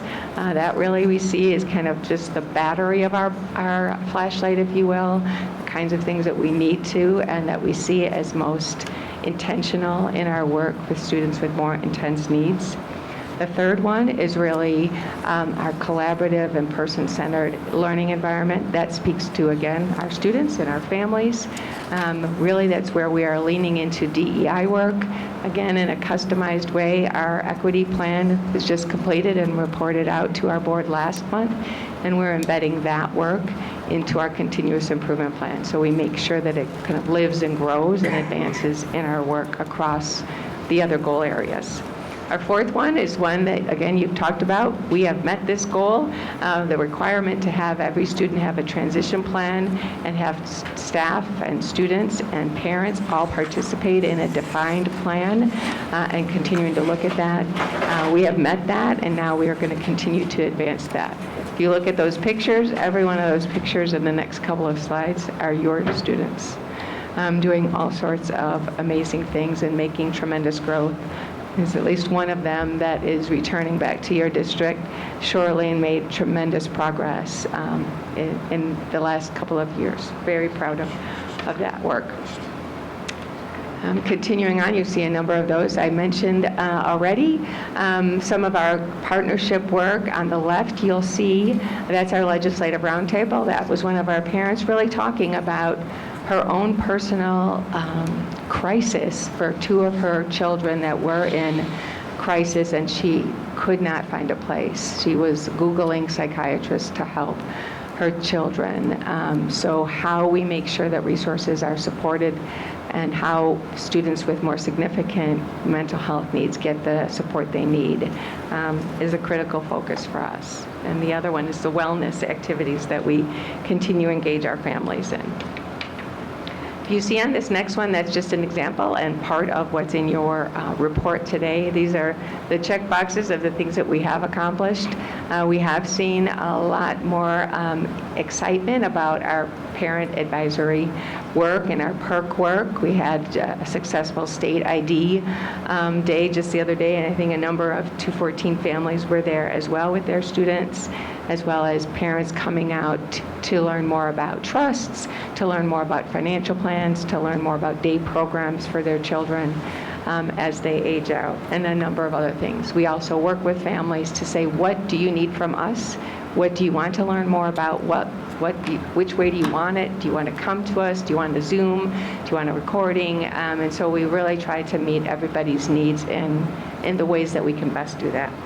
And then really what's at the heart of what I think I say almost every year is a great co-op is only great if we partner with the districts that are our members. And we really think this goal is really also critical for our partnership and collaboration, but what helps us be better, an organization of service to you in those particular areas where you need us the most. Julie will again talk about our financial stability. We've heard a lot about long-term plans, so that's our other one under goal partnerships. And then just the next couple are just a couple of pictures. 214 is no stranger to shining stars, and all of you who have been in our board meetings see a number of your students really succeeding. So again, we have a number of great pictures and success stories from our DHH program, from Kirk, Hersey, Wheeling, a number of very special students. One of the students from the Life Skills program actually brought his class over so he could take his picture in front of the sign on the marquee when he got his Shining Star Harry. So clearly that, and he had won once before, so he wanted to make sure that everybody knew that he was a double winner in his success story. Abby just won in the Infinitec Award. The next one is really the Bright Spots. That started a couple of years ago, really out of kind of conversations with districts on really wanting to come out and see programs, and we have customized those. So if you're from the village or a board, you basically pick a day and an activity that you want to be a part of, and that's one of our board members from District 25 out there at Minor, but we have found that that has really sparked a lot of ideas and partnerships that went well beyond a visit. So the plan worked. The roundtable is what I spoke of already, so those are the next steps, and we're already working with that and meeting with the state superintendent next week to see if I can get at least one of those two on the list of priorities for this year. So we're excited about continuing that work.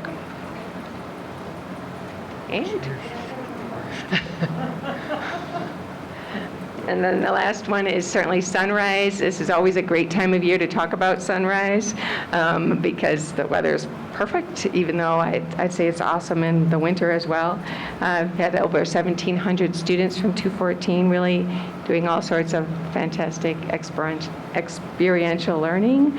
And really, we've done a lot on team building, a lot of different kinds of things that certainly fall under the SEL bucket of really important focus.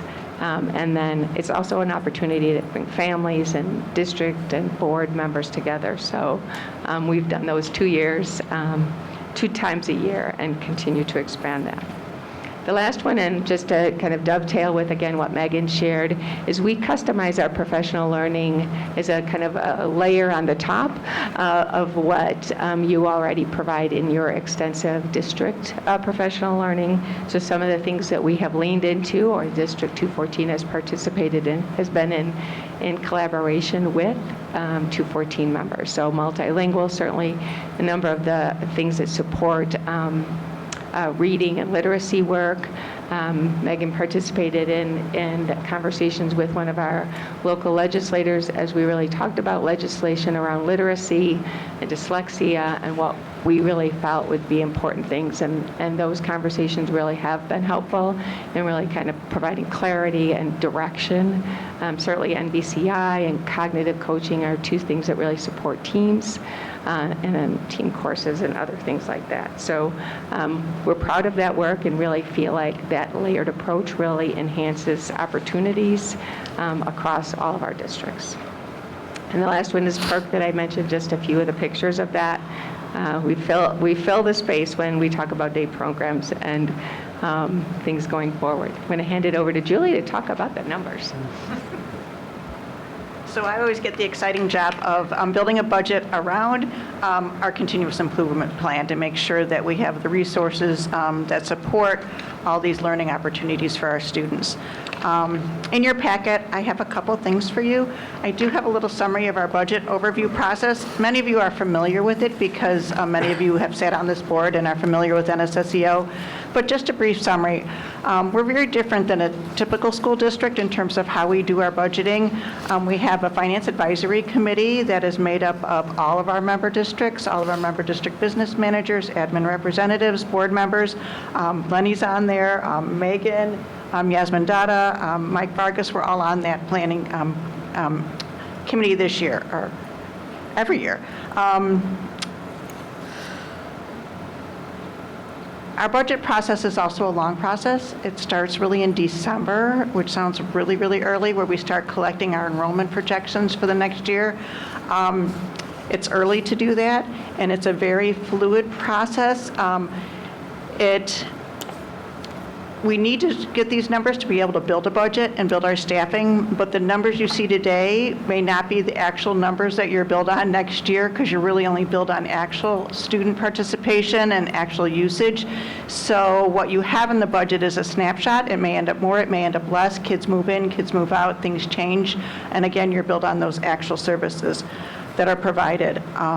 Once we have the enrollment, we build our staffing projections. In January, we have our first Finance Advisory Committee meeting. We look at rates, our reserves, and by April, we're ready to transmit our budget to our member districts so that you have it for 2 months before we bring it back to our board in June.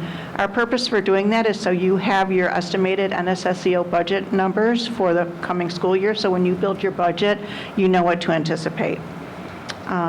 We don't levy taxes, so we're very different that way. Most of our revenue is based on tuition for our programs and also our purchase services. About 89% of our budget is based on tuition. We have our 8 member districts, but we do have many non-members that send students to our programs.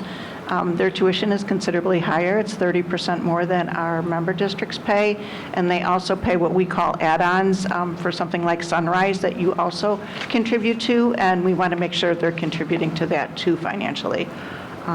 We get a little bit of evidence-based funding. We get a little bit of Medicaid. We get a little bit of IDEA dollars from services purchased from our member districts.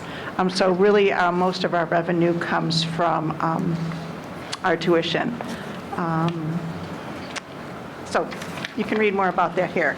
Overall, in summary, our budget this year is going up about 4%, and our tuition programs range the increases from about 2.21% to 4.82%.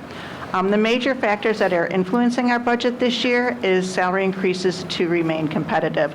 Last year we had negotiations. We entered into a new collective bargaining agreement.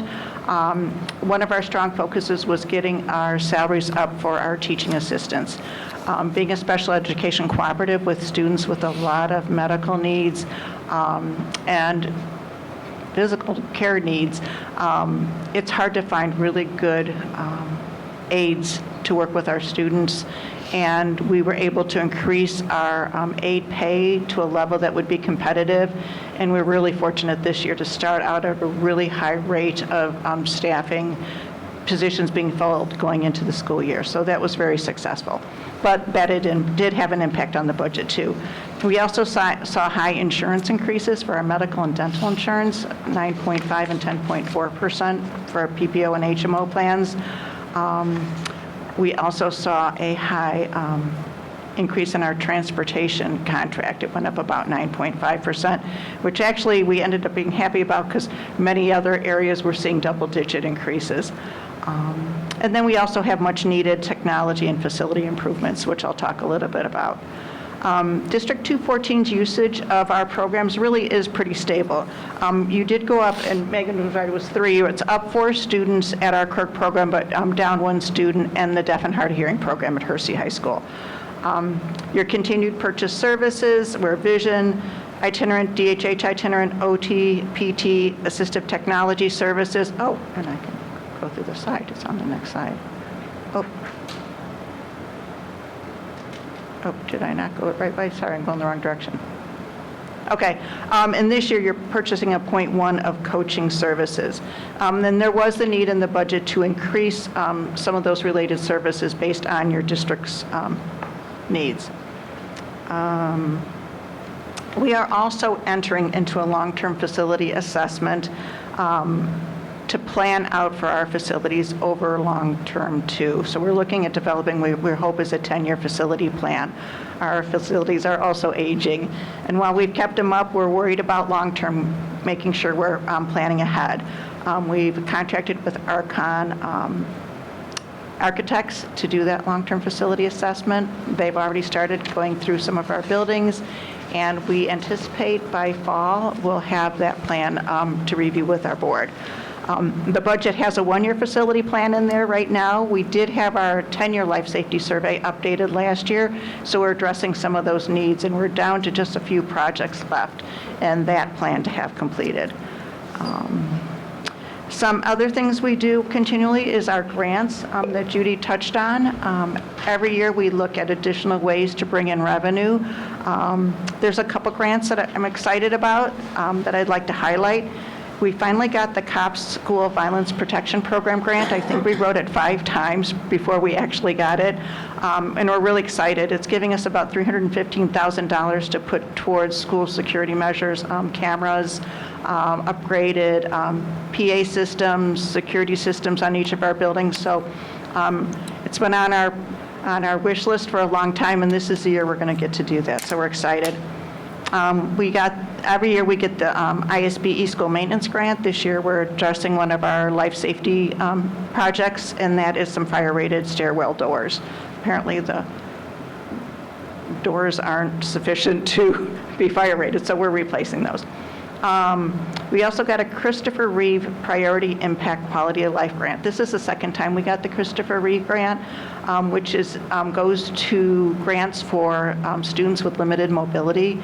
And one year we got a wheelchair accessible van through the funding, and this year we got a really cool eye gaze system where students can control their communication devices through eye gaze. It was actually in one of the pictures, so it's a really cool thing. So that was a $26,000 grant. And then we also get little grants. We got a multisensory garden grant through IAASC, which is the Illinois Association of Administrators of Special Education, to build a multisensory garden at minor schools. So altogether, we got about $1.3 million in grant dollars this school year. So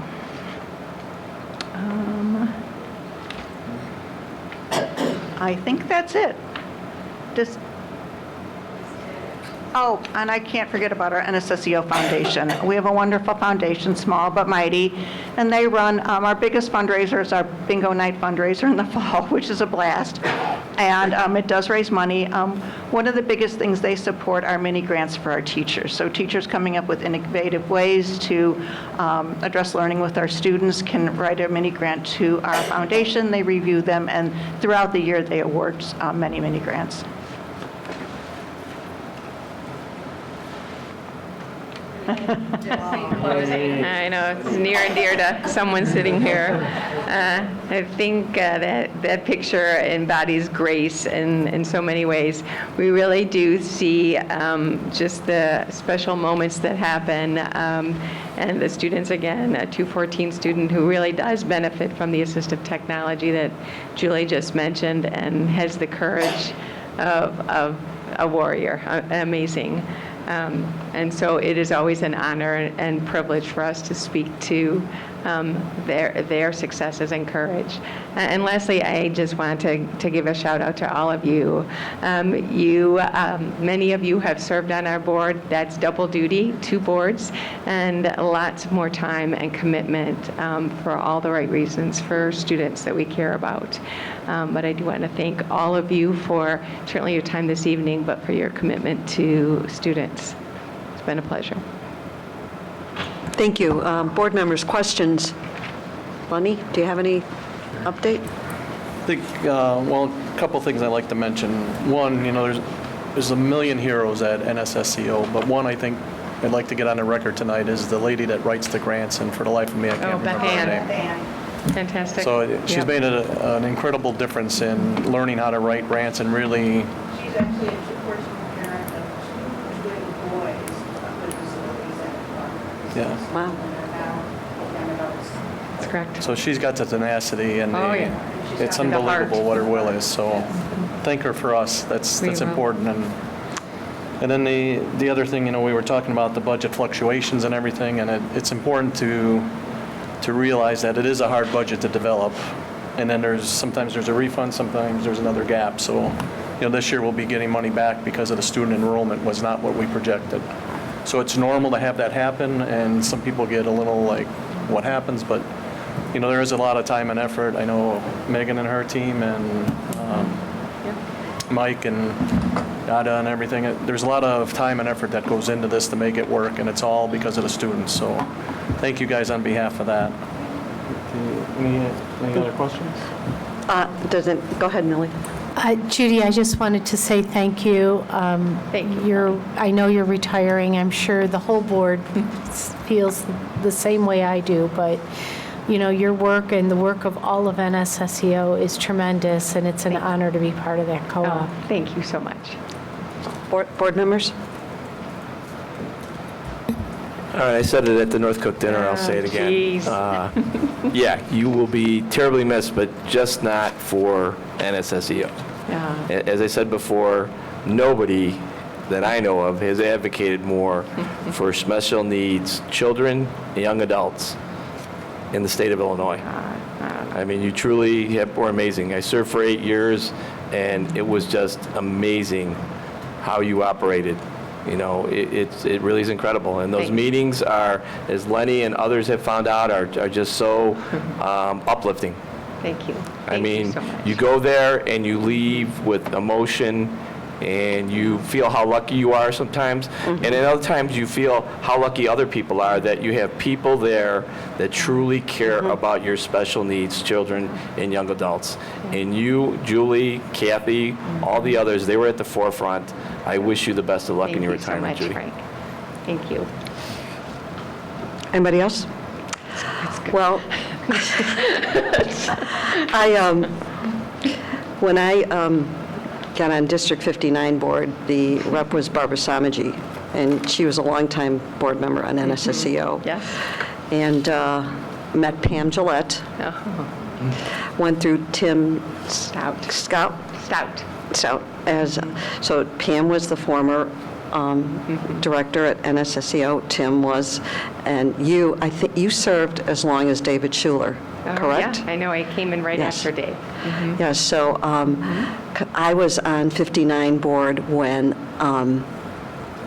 2 districts pulled out of NSSEO, 54 and 15, and it was, the co-op's going to go away. I mean, it was just, it was like, you know, the sky is falling, the sky is falling. There were so, everybody was just so upset about it, and look where we are today. It's through your leadership.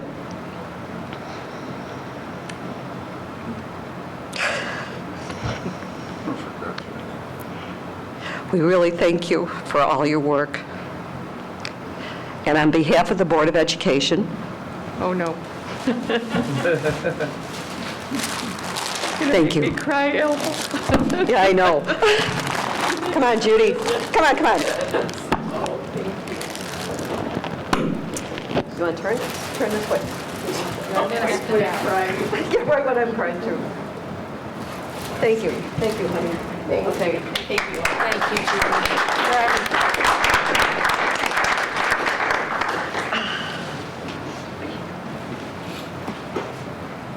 Yeah, I need that. Thank you. Wow. The crying board president. Okay, let's see here. Oh, we have a spotlight video. That is correct. And to wrap up the superintendent's report, we would like to present our LIFE program.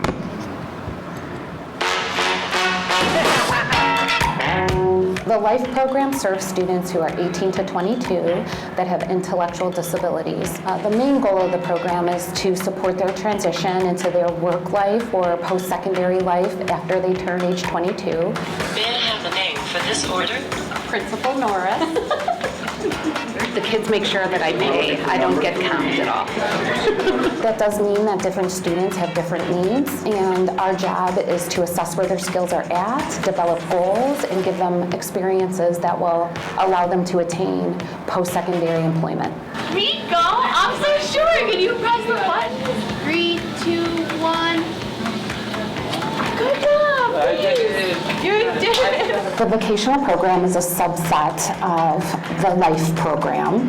The vocational lab will allow students to assess their skills, but they also have an opportunity to explore what career field they are attracted to and then gain skills in that particular field. They extrapolate the skills needed to be successful on the job, and then they're placed slowly into the community from the vocational lab. So the vocational lab really is a simulation, if you will, of work environments that we have partnerships with in the community. Take these koalas, for example. We just sort them up and like stand them so people can see their adorable little faces, so then maybe they can buy them for a little kid. I really like working here with the students. I find that there's many opportunities for them to work on all kinds of jobs. This is why I like this job, because I can find something for every single student, no matter what their preferences are. Traditionally, we know that students and people at large with disabilities lag far behind people without disabilities in having meaningful work. Statistically, that percentage is somewhere around 30%, 35% of people with disabilities who hold employment. And that's not because they can't work, it's because they're not working. And so we're flipping the script on that in transition programs in District 214, particularly in the LIFE program, and not asking if a young adult with a disability should work, but insisting on they are going to work. And the question becomes where and how, not if and when. Hey, Michelle, how are you? There's our mail. Oh, fantastic. I was waiting for this. Thank you so much, Michelle. You're welcome. Have a good day. I got my job through the LIFE program. So I work at Hampton, and the LIFE program helped me get hired there. Like over the summer, I went there, I worked through the workforce there, and then the next year I started getting paid there. The students who work have this fulfillment, this self-actualized sense of self, purpose, to get up and go to work, to be able to contribute. That's the dream for many of us.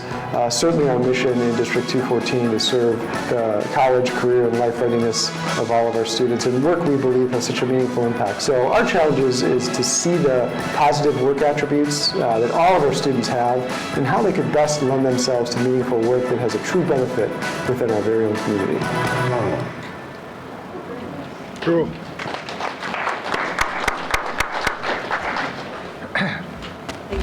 Oh, thank you. Board member updates. Mrs. Rauch. Thank you. I have a lot of thank yous. First of all, I was part of the Parent-Teacher Discipline Advisory Committee. Oh, that's right. It lasted 2.5 hours. Typically, it lasts about an hour in the district. So 1,000 thank yous, first of all, to Val Norris and Jessica Herman for making it possible working through the agenda. We discussed two major topics. First of all was behavior, and there was behavior and discipline, and then there were also interventions that are in place. So in addition to those two women, a shout out to the wonderful DHSSWs, that's our division heads for Student Services, Safety, and Wellnesses, who not only put together a presentation to explain some of the things we have going on in the district, but to also encourage parents to come and talk openly. We heard wonderful compliments. We heard some great feedback of areas of improvement. We also had some EA members, appreciated that feedback. That we're going to take. As a result, this is a committee that we usually have once a year, but I may be asking that it occurs a little more frequently. Hopefully not at the 2.5-hour mark, but really appreciated all of the information was shared. I know that it was mentioned earlier, the Care Solace project. Emails went out to parents, so anyone watching, please read up on that email. Great opportunity for the local people that are, whether it's psychologists, insurance work, there's just, it's a great program opportunity for our students that may have needs and things that can get addressed. Also, my next thank you is to the first responders. As a Buffalo Grove parent, it has been a rough week. And first of all, to the fire departments, Buffalo Grove, North Lake, Prospect Heights, Arlington Heights, who responded so quickly and conscientiously, putting out the fire without water, and the fire extinguishers that they use, so thank you. And obviously to those who were on the scene this week for the accident and everything, and the support of our staff throughout the district who gathered at Buffalo Grove, went to the communities for those families. So thank you to that. District 214 really is an amazing place, and it's because of the people who work here. So thank you. That's my update. Mr. Dusling? Mr. Heineman and I went to the Wheeling NJROTC Awards Night.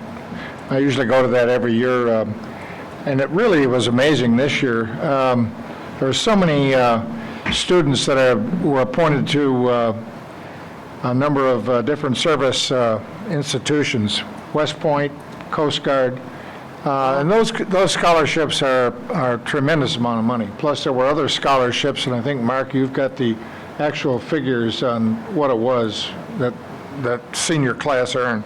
The other thing, which I attend every year, is the Center for Career Discovery's Vocational Program Student Recognition Breakfast. It's conducted every year at the Marriott, and it's those students that are physically and mentally challenged and the areas where they work. We host the Marriott, we host IKEA, we host various industries where these students work at, and to have them receive the awards specifically for what they're doing and what they've accomplished, really it's for those that are aging out of the program, if you will. But to be there and to see what they have was truly amazing. And Mark and I and Alva and Millie were there. But it's really an amazing program. Yes, 214 does some amazing things. You saw that tonight, certainly through NSSEO as well. It's all about the students, and it's all about those students that not only are the students that are academically ready to go to college and everything else, but those that need specific care and meaningful care to make that a life for them, and that's what we're about. Thank you. Mr. Fiorito? Okay, I have three things. First, I went to Rolling Meadows with my family to see the play Mamma Mia, and it was spectacular. These kids are incredibly, not even kids, young adults, incredibly talented. I wish I could have thanked personally the teacher who was the one who put it all together, but school plays, like Bill probably is an expert on, that was top-notch. Second, I want to thank everyone who has been willing to talk to me. I've gone to 6 high schools, talked to the teachers and support staff, including some from the special schools. I have talked to 2 principals and 2 parent groups so far. All have told me how great the district is at certain things, and they've offered ideas on what we can do to improve our school district as well. And I think that's important. We need to get out there and talk to each other, find out respectful ways that we can improve our district, because we can be better, no doubt about it. Last but not least, I want to first start by saying that I'm proud of all the school athletic programs. Success is not measured by how you win, how many games you win, or where you go in the state, or anything like that. It's really by sportsmanship, being a great teammate, and representing our district in the way that it should be done.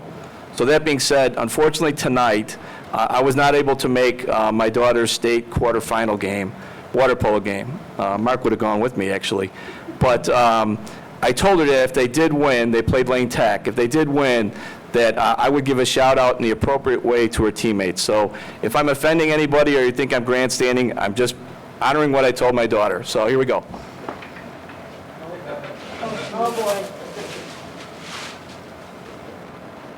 This is the Hershey State water polo shirt, and I told her and her teammates that if they won tonight, I would wear it for the rest of the meeting. So if this is not the appropriate dress code, I apologize, but I'm honoring them. Congratulations to the Hershey girls water polo team on making the semifinals, and good luck against Mother McCauley Saturday morning. Thank you.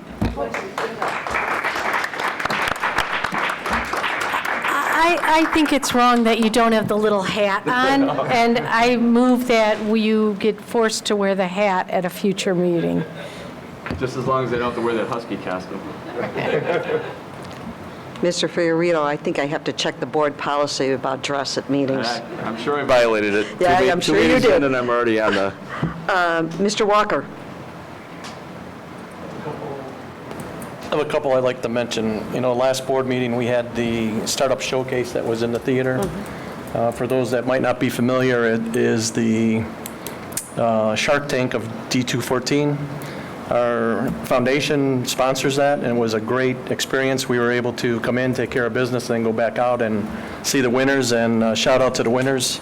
I do not have a pot to put out or anything here, but it was the Rolling Meadows team with Grow a Pot, which expands the pot as the plant grows. So that's exciting. And then community ed, we have a lot of travel day trips. Registration is now open for community ed. More info can be found at the ce.d214.org under travel. We talk about the last few days with everything going on in the district and how everybody pulls together. I want to take a minute to just talk about the leadership within the buildings, within the district. And, I'm in the wholesale flour import business, and we're a global company, so we're in places that we had to insist that we were doing things right for the people. We had to make sure they had clean water, they get education at the farms, everything. I first walked into Wheeling High School 12 years ago, maybe. And the first leader I came in contact with is sitting up front here.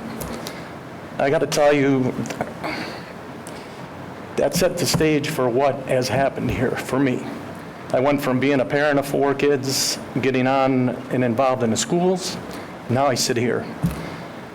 On top of that, everybody you look across this building, no matter what part you play, people are leading our community. So thank you for that. In relationship to NSSEO, thanks to everybody that supported me. Michael, I'm sorry, I was appointed to go to the community foundation. I pushed back a little bit because we have a lot of new things happening at NSSEO. We have Judy retiring, we have a new superintendent coming in. Julie's going to get the same fanfare next year when she retires. So everybody was kind enough to allow me to serve. And I will tell you, it's been very gratifying. When you look at leaders across the board, leaders don't have power, they have the power of influence. And when you look at things, and everybody has it here, but I will tell you, it stands out with me with Judy on how she never stops. And for those of us that are dads, we play an important role in our kids' lives. But I will tell you, Judy built NSSEO while she was raising kids.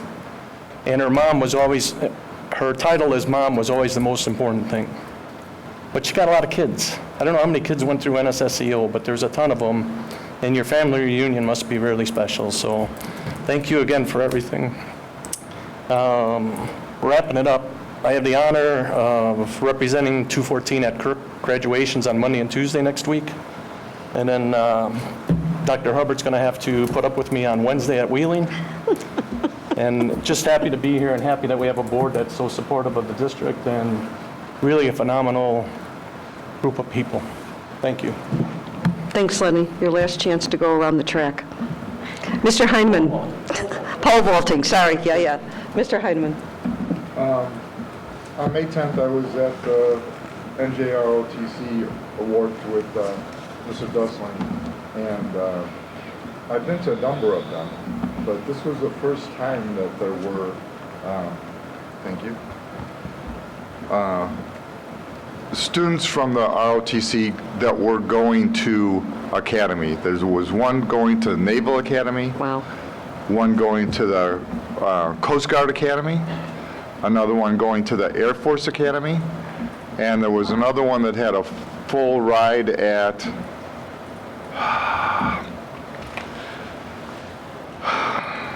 Wisconsin University. I don't know why I can't say the name of it right now. Whitewater? No, south of Milwaukee. Marquette? Yes, Marquette. And in total, seniors had, I believe it was over $2 million worth of scholarships. Oh my gosh. Very cool. Master Chief Coltier, who pretty much runs the program over there, had the biggest smile on his face all night. It was wonderful. And I also attended the Career Discovery Breakfast at the Marriott. Because of COVID, they haven't had that for the last couple of years, but it was so rewarding to see all those kids getting awards. And Marriott's been hosting that breakfast forever. and I do my best to go to Marriott when I can. And on May 1st, I was in Joliet at the Autobahn racetrack, where they were doing both an electrothon and a super mileage competition for four-wheeled vehicles. Some of them were three-wheeled. And it was a miserable day, but the kids were all having a blast with these essentially home-built or school-built vehicles. They were doing last-minute tuning. They were doing weld repairs on cars that may have crashed into the wall or whatever. And all of these vehicles were given a safety check before they went out. So they have to build the vehicles to pretty stringent requirements. But it was a wonderful day. Lastly, last couple days I've attended some safety meetings at some of the high schools. And again, because of COVID, we were kind of lacking in doing it the last few years. But they are doing an outstanding job. As part of the Board of Education, education is important, but safety comes first. I'm done. Okay. Mrs. Palmer? Well, my fellow board members have said so many great things that I'm just going to go super fast and just highlight the vocational breakfast one more time.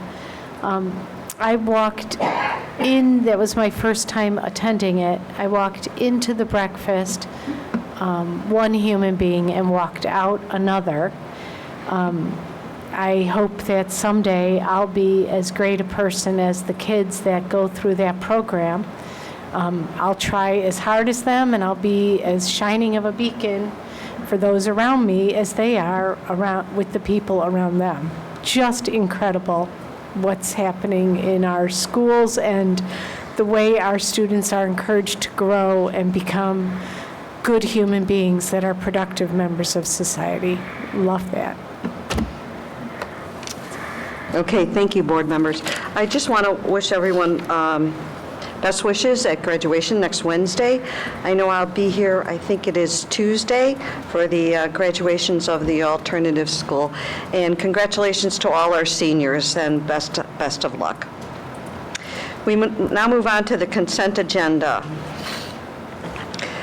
I need approval for 16.1, approval accounts payable, 16.2, approval of personnel transaction report, 16.3, approval of job descriptions, 16.4, approval to dispose of closed session audio recordings pursuant to the Open Meetings Act, 16.5, approval of Freedom of Information Act report, 16.6, approval of changes to board policy, 16.7, approval of food and nutrition service employees' salary schedule for 23-24.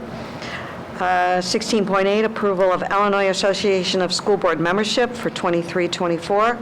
16.9, approval of district photography supplies bid. 16.10, approval of district health and athletic trainer supply bids. 16.11, approval of revised 23-24 fiscal calendar. 16.2, approval of property tax appeal board authorizing resolution for the 22-24 triennial assessment appeal. 16.3, approval of renewal of membership in the Illinois High School Association. Does any board member want anything pulled? Hearing none, can I have a motion to approve? So moved. Second. I have a motion and a second. Please call a roll. Palmer? Aye. Dustling? Yes. Fiorito? Yes. Heineman? Aye. Rauk? Aye. Walker? Yes. And Kreutzer. Aye. Motion passes 7-0. Thank you. We're on to 17.1. We have action items. We have 3 of them. The first one, 17.1, approval of a Xerox lease agreement, the district production services. Can I have a motion, please? So moved. Second. I have a motion and a second. Any discussion? Please call a roll. Palmer? Aye. Fiorito? Yes. Dustling? Yes. Heineman? Aye. Rauk? Aye. Walker? Yes. And Kreutzer. Aye. Motion passes 7-0. Thank you. 17.2, approval of NSSEO budget. Motion, please. So moved. Second. I have a motion and a second. Any discussion?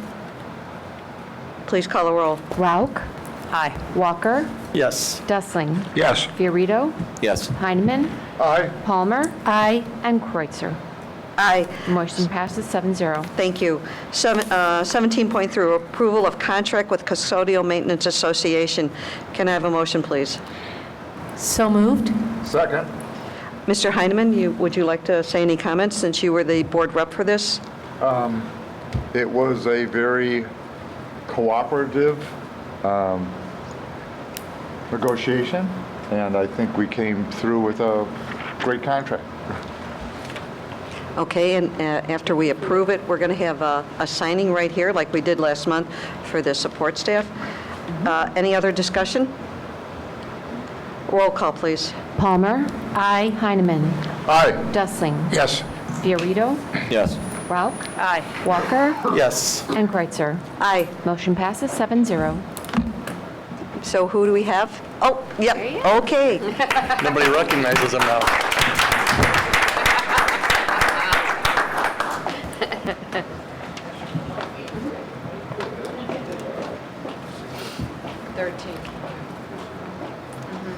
Because she has the script.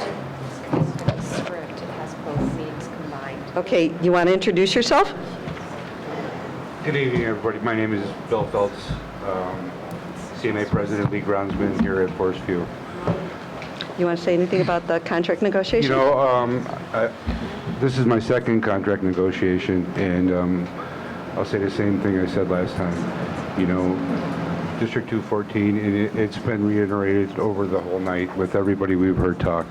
This is a family, and we truly, if you're a custodian, if you're a maintenance guy, if you're an ESP, a teacher, an administration, we truly believe like we're one big happy family, and this is a great place. This is my 30th year. You know, I've been here 30 years, and yeah, thank you. I mean, I've known Mr. Dustling for 30 years, and it's crazy. Oh my God. And we're still going. We're still going strong. I think he needs a ribbon. No. No, I don't need anything. And you know what? I need to thank a lot of people. You know, I promised Mark I would let you guys know that he fought me really hard. You know, it was a tough negotiation, right, Mark? Mark did? Yeah. But, I mean, Kate, Annetta, Chris, Jasmine, wonderful team. My team with, you know, Gene Maybeck, Patrick, Saldana, I'm drawing like Stephen Damhauser and Alaire Perales. I couldn't thank them enough, but for the most part, I really truly want to thank my CMA staff as a whole, because this contract reiterates how important they are, and they deserve everything that we received. So I want to thank you again for giving us the opportunity. Good words, Bill. Thank Yeah, you. we really appreciate everything you do. Good words. Is this the date over here? Yes. Okay. Well, we're going to make it the date. Yeah.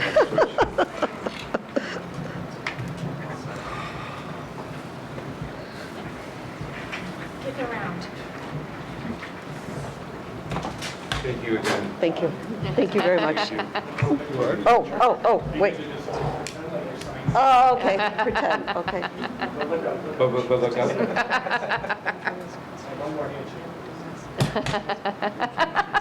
Okay, thank you.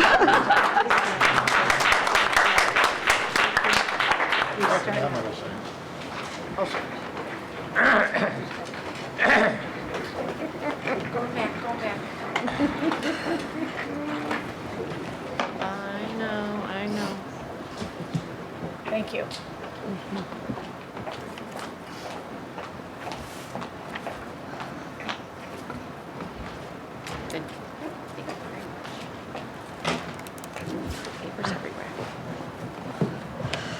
Okay, there will be no second closed session. I want to thank the board members. This has been a really long evening. We started at 6 o'clock, and I appreciate everyone taking the time to be here for all this time. And just wish everyone luck at graduation and a great Memorial Day. And I will take a motion for adjournment. Second. Call a roll, please. Walker, Yes. Rauch, Aye. Dustling, Yes. Fiorito, Yes. Heineman, Aye. Palmer, Aye. and Kreutzer. Aye. Thank you and good evening.